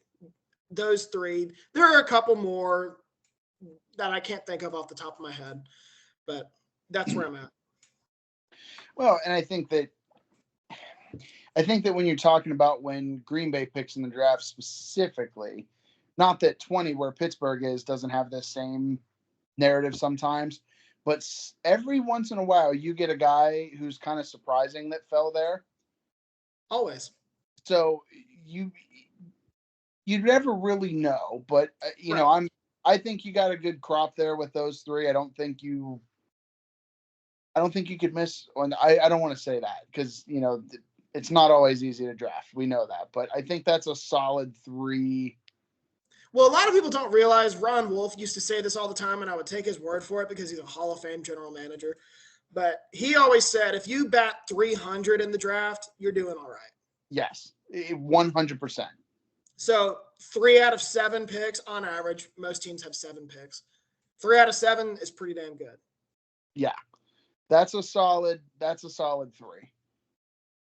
So I mean, I know you guys want to go. You're looking at defense. I don't think they're going to go. The only thing that they'll go offense is O-line, I think. Yeah, well, Pittsburgh needs offensive line, Right. but we also need a corner. So I wouldn't be shocked. I wouldn't be shocked if Pittsburgh threw their hat in the ring for a corner, but I personally want them to continue to build the offensive line. So right now, I take a lot of stock in Vegas odds for the draft, and they're not always right, but I want to look up where they have Pittsburgh. Like, what is the position that's the favorite that Pittsburgh will draft? Listen, I worded that poorly. I want to say something as you're saying. Like, I have a list of all the guys' heights and weights and all this. You're talking. I'm a sicko, though. I'm a sicko. No. Listen, I'm going to agree with you because you're talking to a guy who has a list of every single person who played a snap for the Pittsburgh Steelers over a 90-year period in alphabetical order, and then cross-reference to see which ones have a trading card or not. Wow. So I get it. Oh yeah, I forgot about your collection. You're not talking to somebody who you're like, I'm crazy, I'm a sicko, I can't believe I did. I can, Shane, because I am that person too. So right now, the position of Pittsburgh Steeler, or this is how they word it, but the first drafted, I'm wording this wrong. The position that they think Pittsburgh is going to target with its first pick in the draft. Mm-hmm. Right now, offensive line is a favorite of minus 320. That's pretty considerable. Wide receiver is second at plus 550. So quite a disparity between the two. I just, there was a little bit of rumble there for a short amount of time where they're like, oh yeah, there's some good receive. I will never advocate for Pittsburgh as long as I live for them to draft a receiver in the first round, given the success of their 2nd through 7th round picks. If they go Mims, and I don't think Frazier, I think there's a decent chance Frazier won't be there by the time they pick in the 2nd round. I'd agree. But if they somehow get those two, watch out. Yes. Right now, Green Bay, the position that Vegas thinks it's going to target with its first pick. Right now, O-line is minus 180. Corner is plus 185. Not nearly as much of a disparity as Pittsburgh. No. Corner, by the way, for Pittsburgh was plus 650. So they think they're more likely to draft a wide receiver with their first pick than a corner. I say short that all day long. Well, mind you, Pittsburgh. I think they're more likely to draft a corner than a receiver in the first round. Recently, Pittsburgh is not a team. I get different general manager, but recently we are a team that has not had a ton of success drafting defensive backs. Joey Porter Jr. had a great rookie season. Good point. But recently, drafting defensive backs, even specifically in the first round, has not been a strong suit. It's a good point. Like, all their good DBs have been like veterans that they have signed off the street or traded for. Correct. Which is odd, but listen, we got Minka Fitzpatrick out of it. It worked out. It did work out. So draft.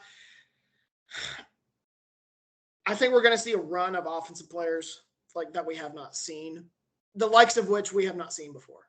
Like, there's a really good chance that 5 of the first 15 picks are quarterbacks, and 12 or 15 of the first 20 are offensive players. So right now, I'm going to look this up real quick. Listen, in a league where Patrick Mahomes continually wins Super Bowls, quarterback is at an all-time position high. Defense, and not to say that the Chiefs didn't have a good defense, because they had a good enough defense. You have to score. You have to have the offensive firepower. Because if you're not going to be able to compete, it doesn't matter. So right now, Vegas has the following. Total number of offensive linemen drafted in the first round. The over-under right now is 9.5. Total number of quarterbacks drafted in round 1. The over-under is 4.5. Total number of wide receivers drafted in round 1. The over-under is 6.5. That adds up to 20.5 of the 32 first-round picks. That is 65% of the draft right there, if those numbers are correct, on offense. And of the first round on offense. So our quarterback. There's a really good chance that Green Bay, if it is going to go defense, is going to get a really good defensive player. And there's good defensive players in this draft. Oh, yeah. Well, and I think, I've read some about the depth of the draft in certain positions, and I think you're just seeing a transition. And I will claim to know the exact least about basketball. But when you have somebody like Steph Curry, who changes the game in a completely different way, much like what Patrick Mahomes does, you see people, and I will caveat this with saying they're not always the most successful teams, but you see teams say, well, we need that. Well, I think there was a run there in the NFL where wide receiver was, considered to be one of the top most valuable positions. And I think you're seeing a little bit of a pushback with that. I think teams are realizing that, hey, there are a lot of these guys coming in the draft every year who play at a high level and are going to be really good players. Why do we need to pay a wide receiver $30 million? And I'm not opposed to paying one $30 million a year, but it better be one of the top guys. I'm not going to pay $30 million for a T. Higgins. And I think T. Higgins is a good player. No, but I was talking about this with my brother last week. I was like, why would you pay him that much? He's not that good. He's not that good. That sounds like the most Panthers move ever. For sure. I don't mean to dog the Panthers, but for sure. Insert worst team in NFL. Worst owner in the NFL. Yeah, well, that I won't disagree with. I like the Panthers. I was hoping it would work out, but James and I were both on the Bryce Young's going to be a bust train. I knew C.J. Stroud was the best of that class. Well, look, quarterback is a position. I argued this. Same friends, I swear to God, same friends tried to argue with me that you take the proven commodity at quarterback. I'm like, guys, the best guys in the league are traits. Does not matter what you did in college as long as you have traits. Patrick Mahomes, traits. Josh Allen, traits. Justin Herbert, traits. The only one of those elite guys who I would say doesn't have those traits is Joe Burrow. And he's not average, but he's not, elite in terms of physical traits. Jordan Love, you know what he has? Physical traits. Big arm, big body. That is what, if you're going to go big, like quarterback's just a position you got to go big on. Yeah. No, I don't disagree. And it very much, those guys are projects and boom or bust, but the boom is much bigger than the bust. And you can tell me all you want about how good Bryce Young was in college. He was small. He had an average arm. It just wasn't going to last. I didn't say he would be bad. Granted, he was bad, but he also had nothing to work with. But he's not going to be any better than what he is now, for the most part. I don't believe so either. You have to have it's guys. Done. It's done. It's over. It's over. Yeah. Don't give me this. Well, give him another year. No, it's over. It does not matter what you give him. Can he get better theoretically? Sure, but he's not going to be one of the top guys. Nope. Especially when you're going to be compared to CJ Stroud, who I think is another elite-esque. See, I would say I was a Will Levis guy, and I'm not ready to abandon ship. I thought he showed some signs, but yeah, I no, probably should have. I should have been a CJ Stroud guy, and I just didn't have the guts. Yeah. Well, look, given the Ohio State track record at quarterback, I can understand. Yeah, and that was the other thing. I'm like, he's throwing to a bunch of first round guys. I mean, James and I, same deal. We've said on this podcast, not 3 years ago, Mac Jones would not be a first round pick if he didn't play at Alabama, and we are proven right. Yep. So I'm figuring this quarterback position out. Yeah. It took me a while, but I'm figuring it out. Right. What's that? We'll be GMs eventually, right? James and I should be co-GMs of a team. Can I be your team historian? Oh, absolutely. Who else would I have? Thank God. That's all I need. I don't need to be a GM. I just want to. We'll go to Carolina. We'll get them straightened out. Carolina? Well, shit, there's no history there. Yeah, there is. They've been around for 20-some years. Start with Kevin Green, I guess. Sam Mills. Exactly. Julius Peppers. Okay, you're convincing me. I just like that Carolina blue and black. Oh, I do too. And I like Charlotte. I do too. Did you go on that? You went on that trip to Charlotte, right, for grad school? Yeah. That was a fun trip. I think about that trip quite a bit. I actually say that a lot, despite only being there for like a night. People are like, what do you think about Charlotte? I'm like, I love it. I love Charlotte. Been there more than once. Experience there, but I loved it. My family has been there. Oh, that's something I was going to say. Is there anything else we need to talk about? But we're running long, but I want to keep going anyway. I was thinking my family and I have been there a couple times for WV football games. Yes. And that sparked the new basketball coach hire.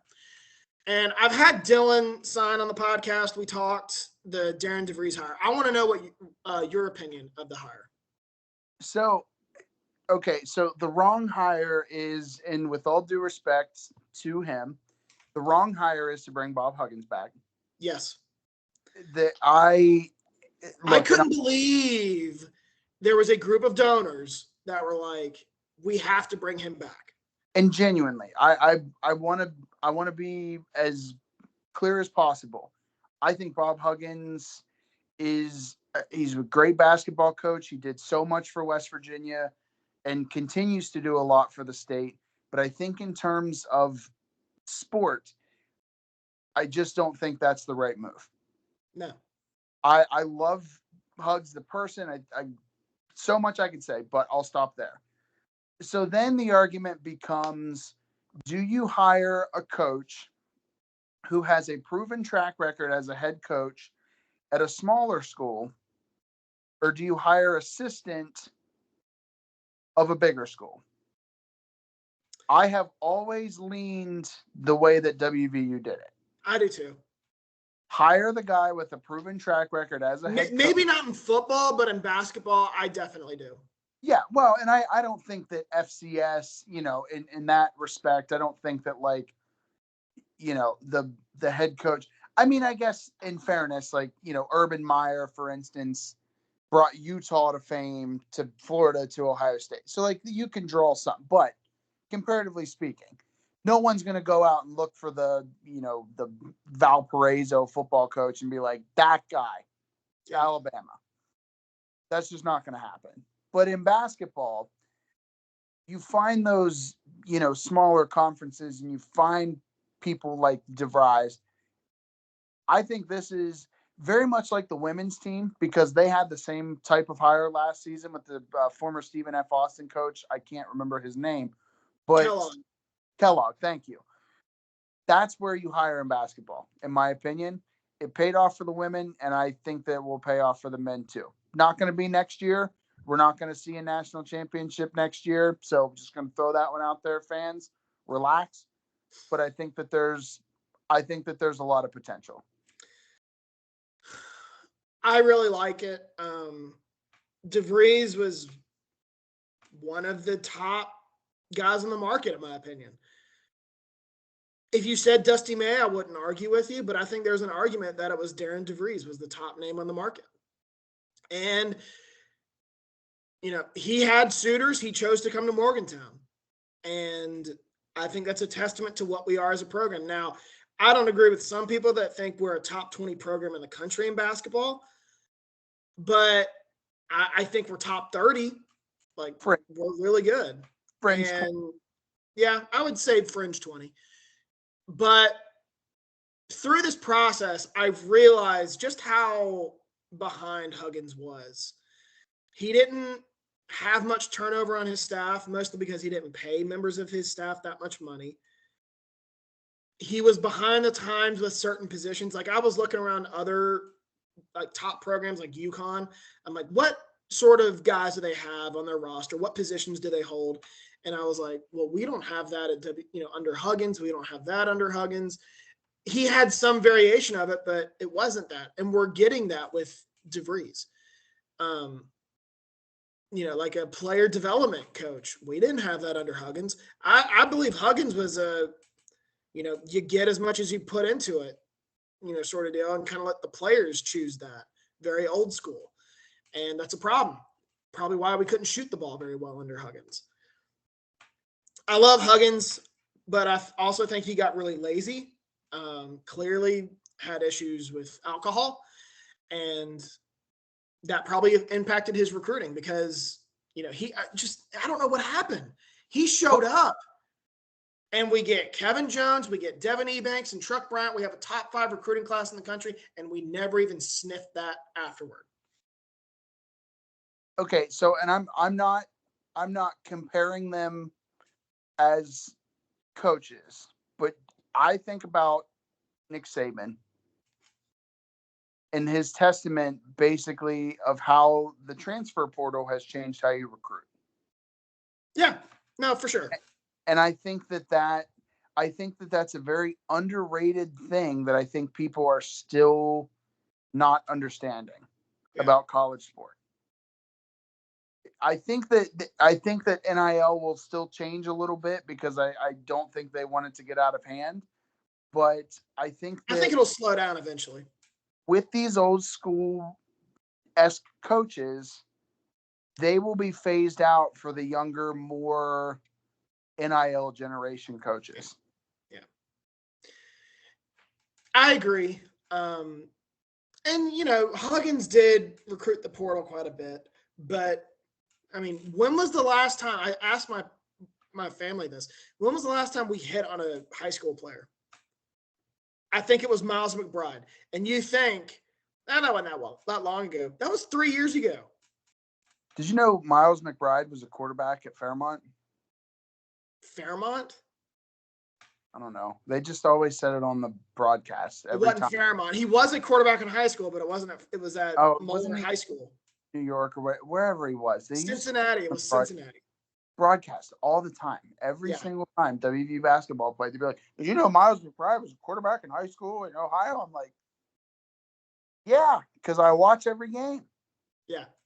No, I do know that because, like you said, they talked about it every fucking. Oh no, it wasn't that. Who was from wasn't Jalen Bridges from Fairmont? Yes, Jalen Bridges was from Fairmont. That's what it was. Miles McBride was a quarterback in high school, and Jalen Bridges was from Fairmont. And Jalen Bridges ended up at Baylor. So, whatever. Anyway, I really like this hire. I'm excited about WVU basketball, which I've been excited about WVU basketball my entire life.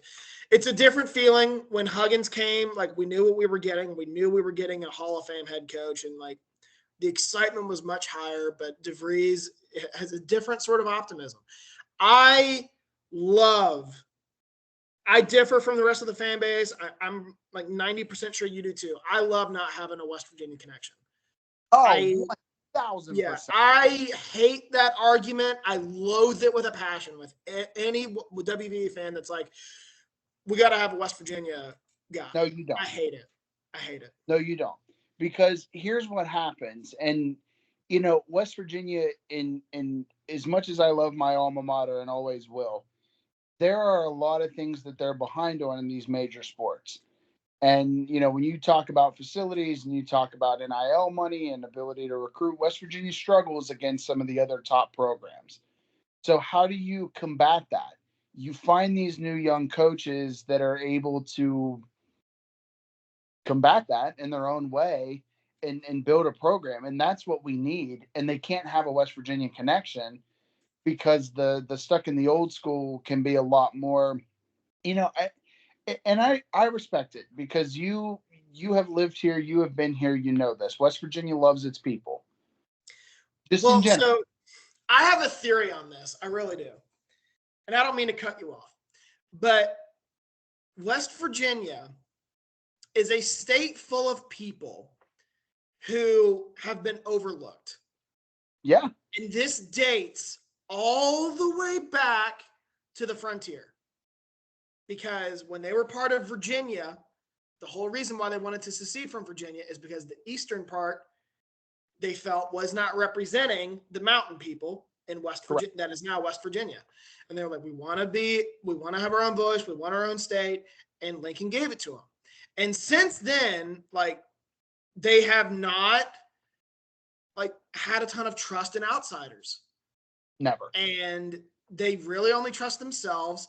And they are through that, they are so, that has somehow also become them being so set in their ways. And they are afraid of change, and they are just afraid of anyone just changing their life. And this is across the board. It's not just sports. It's business. It's politics.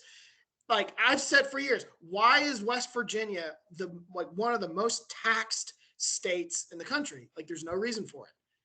And, now we're getting political, but there's no reason for that. And Jim Justice, who I give credit for, I'm not a huge fan of him, but I give credit to him. He has tried to change that. He has tried to have a no state tax, and West Virginia won't have it. Why? Because this is how it's always been. That's what the state is. And it is like that with, like I said, the businesses in the state, the politics of the state, and the WVU administration, sports, whatever you want to call it. And it goes all the way back to those frontier days. That was a long theory. I defer back to you. I don't think it's a theory. I think it's a fact. Yeah. Because you have the exact same 2 degrees that I do. Yeah. So you remember probably sitting in the media college years ago now. It feels sad to say that we're old, but years ago now, and hearing somebody say that West Virginia, in terms of the technology curve, is typically about 5 to 6 years behind. I would agree. So we see, just in general, we're behind in a lot of things, which always isn't a bad thing. I will always love my state. I still live here. I respect the hell out of this state for everything that it is. But you are not wrong. There is a mentality of it's us against the world. And I know a lot of people say that, but West Virginia, they live it every single day. Yeah, that's a better way of phrasing it than what I did. That us against the world dates all the way back to the frontier. Yeah. I mean, people joke about it. They're like, oh, you've probably seen it with, sports, right? Green Bay versus the world, Pittsburgh against the world, Detroit against the world.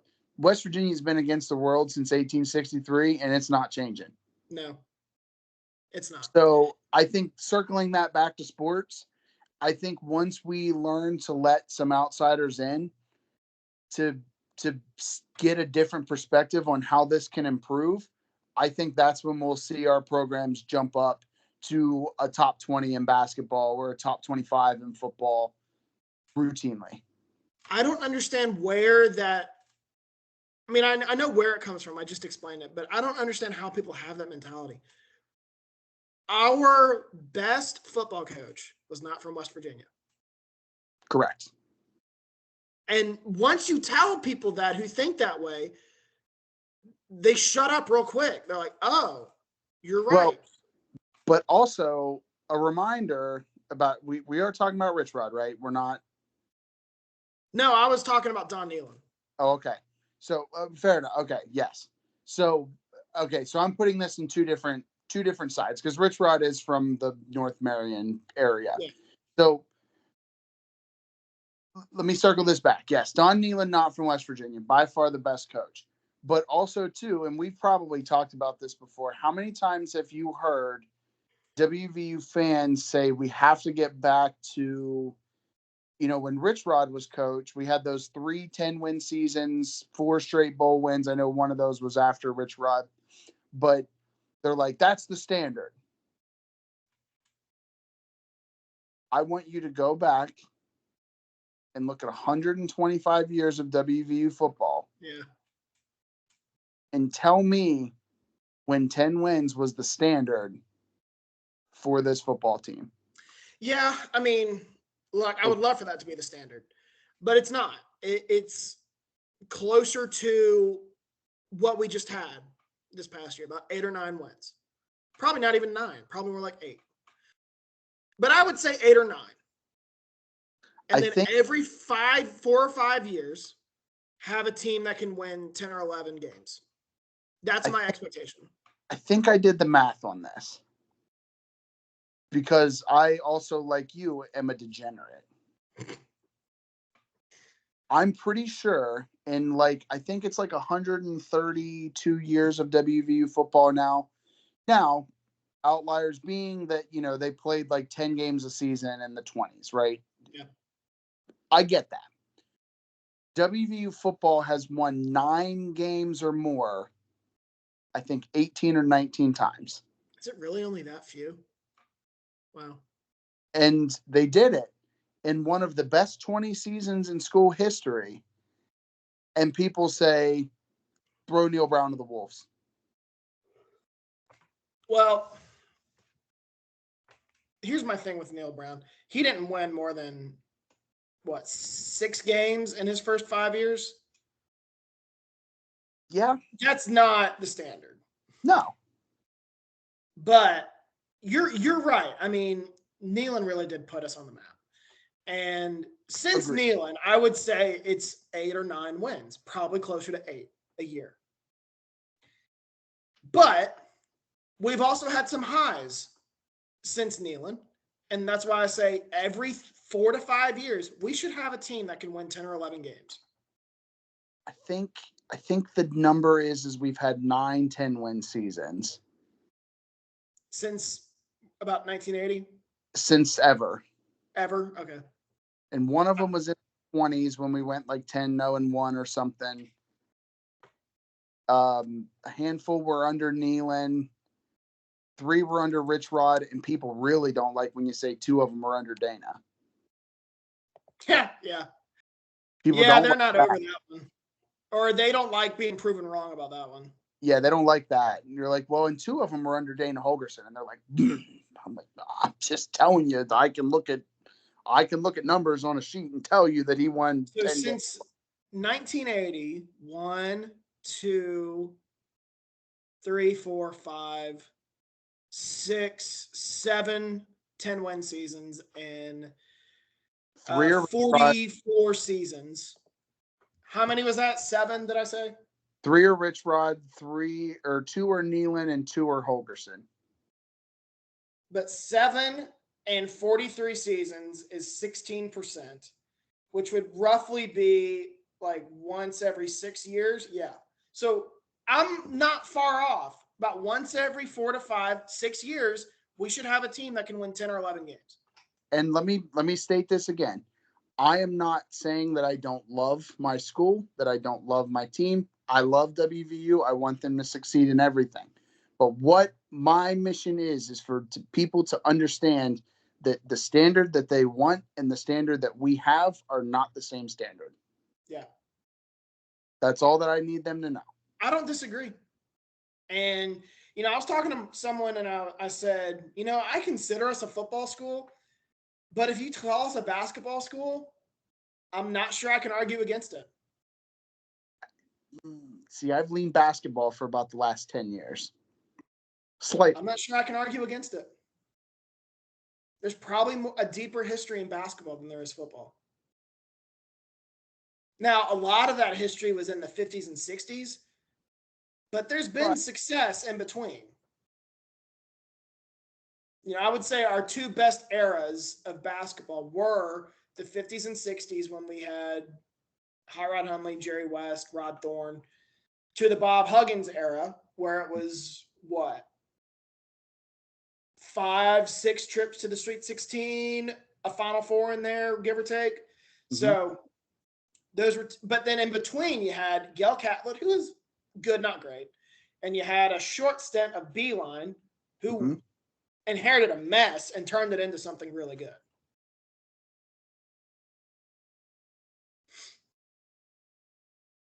I mean, you can make the argument either way. If you were a football school, I wouldn't be. I like being in the conversation for both. Yeah, me too. I think it's a good thing that we could make the argument for either. But right now we're a baseball school. And I'm fine with that. All right. I've kept you on long enough. We've hit on just about everything. I appreciate you. Denny had the NASCAR Cup Series championship this year. Sure. I know you're a NASCAR guy. I am not at all. I just had to throw. Every time I come on here, I have to throw my NASCAR hat in the ring just for fun. That's fine. I don't care. I was talking to my buddy James, and he's a big F1 guy. I don't know about a big one, but he likes F1. And I made a joke to him about, no, I don't watch that shit. I watch team sports. And he said, that is a team sport. Yeah, I mean, he's not wrong. I was like, you know what I mean. Yeah, it is. But, you know, we focus on the individual driver. So, yeah, I see both sides. But, oh, my God.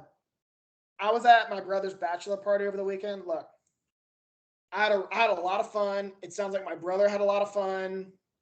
I'm very happy about it. All they wanted to do was watch the Masters. I'm not one of those guys. I hate watching golf. Hate it with a passion. Like, my brother and I were the first ones there in Cincinnati, and we went to Cincinnati. We were going to go watch the Reds, and they got rained out. So we went back to the Airbnb, and my brother turned on the Masters. Within 15 minutes, I'm asleep. Yeah. And he took a picture of me. He sent it to the group and was like, party foul. And I was like, dude, if y'all are going to watch the Masters, I'm probably going to fall asleep. Yeah. Just bring me my I know that's sacrilegious as sports fans. I just can't get into golf. Look, I understand the aura of the Masters. It's cool. I think it's great. I share your same love of watching golf. It's just not I can't get into it. Not my cup of tea. Now, we'll say on Saturday night, we went out and watched the UFC 300. That was entertaining and fun, even though I'm not a big UFC guy. I got to get into that one. I should too. I've tried unsuccessfully. Maybe, I don't know. Is 301 the magic number? Maybe. I don't know. It was, I enjoyed myself, but they also, like, I was the only one at the table who didn't bet anything over the weekend. And all they wanted to talk, that was another thing, all they wanted to talk about was parlays and over-unders and spreads and money lines. And I was like, oh my gosh, can we talk about something else, please? Listen, much like my anti-fantasy football rant, I say the same thing with betting. It takes the fun out of it for me.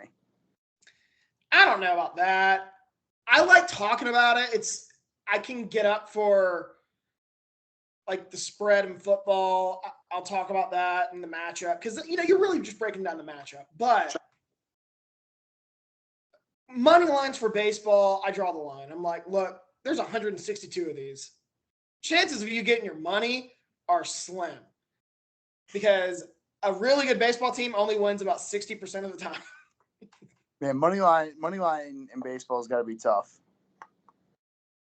But yeah, they would bet, you know, they were all like on their phones, be like, all right, I put money on this fighter for UFC. I'm putting the money on the money line or the baseball game. And one of them was like, I have a $35,000 parlay.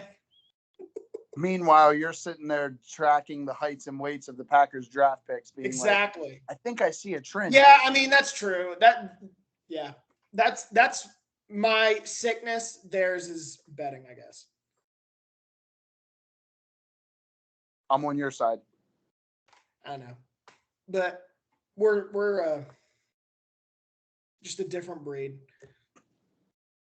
Well, all right. Like I said, I need to let you go. You've stayed on long enough.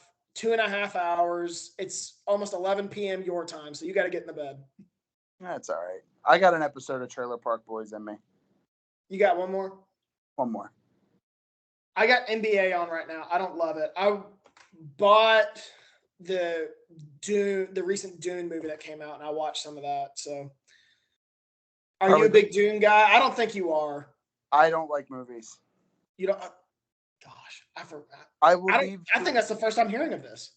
Listen, I'm going to leave you with this, and this is all I'll say. I won't elaborate. I've never seen Forrest Gump. Oh, I haven't either. Okay, well then I guess we're good. And I love movies, but no, that. Yeah, I've never seen the Titanic either. I know what happens. I figured it out in 3rd grade. There's more to it than that, but yeah. Boat sinks. There's a love story though. Boat sinks. Plenty of other love movies. All right. So you hate movies, but you watch TV shows. I remember us being in class and you watching The Office. And everyone just being like texting you, be like, "Hey, can you turn the subtitles on?" I remember sitting in class many a times pulling up streams of hockey games and basketball. I did that. Yeah. So we had a Wednesday night class before COVID hit my last year there. And it was Wednesday, and every Wednesday I would break out my iPad. I would usually put on a college basketball game because there was a run there where West Virginia was playing on Wednesday, and I would put them on. I mean, as far as I'm concerned, it's part of the major. You're not going to give me a master's degree in sport management and then be mad at me when I'm watching sports. I couldn't agree more. Are you going to the summit this year? I've considered it. I was actually invited I ran into Phil Caskey. Caskey. At an event. So he's like, why don't you come? And I'll have to see if I'm free, but.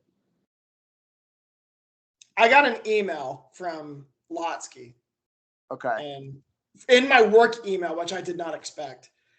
And he tracked you down. He did. I didn't give it to him. So I don't know how he found that. Lotsky's got away, man. I don't put anything past that man. Oh, I'm sure he's like, what's he doing now? Oh, he's at Lamar, directory. Got him. Yeah. Yep. I don't know.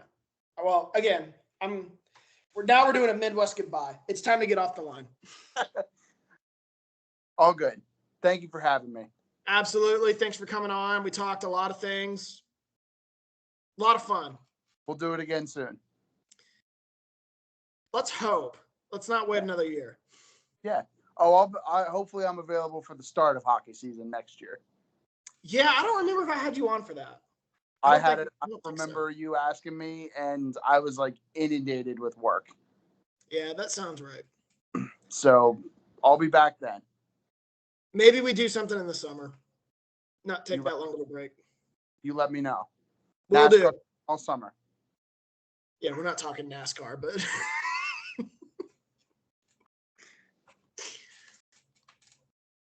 All right. Thanks for coming on. Thanks, buddy. Yeah. Have a good one. Yep. You too.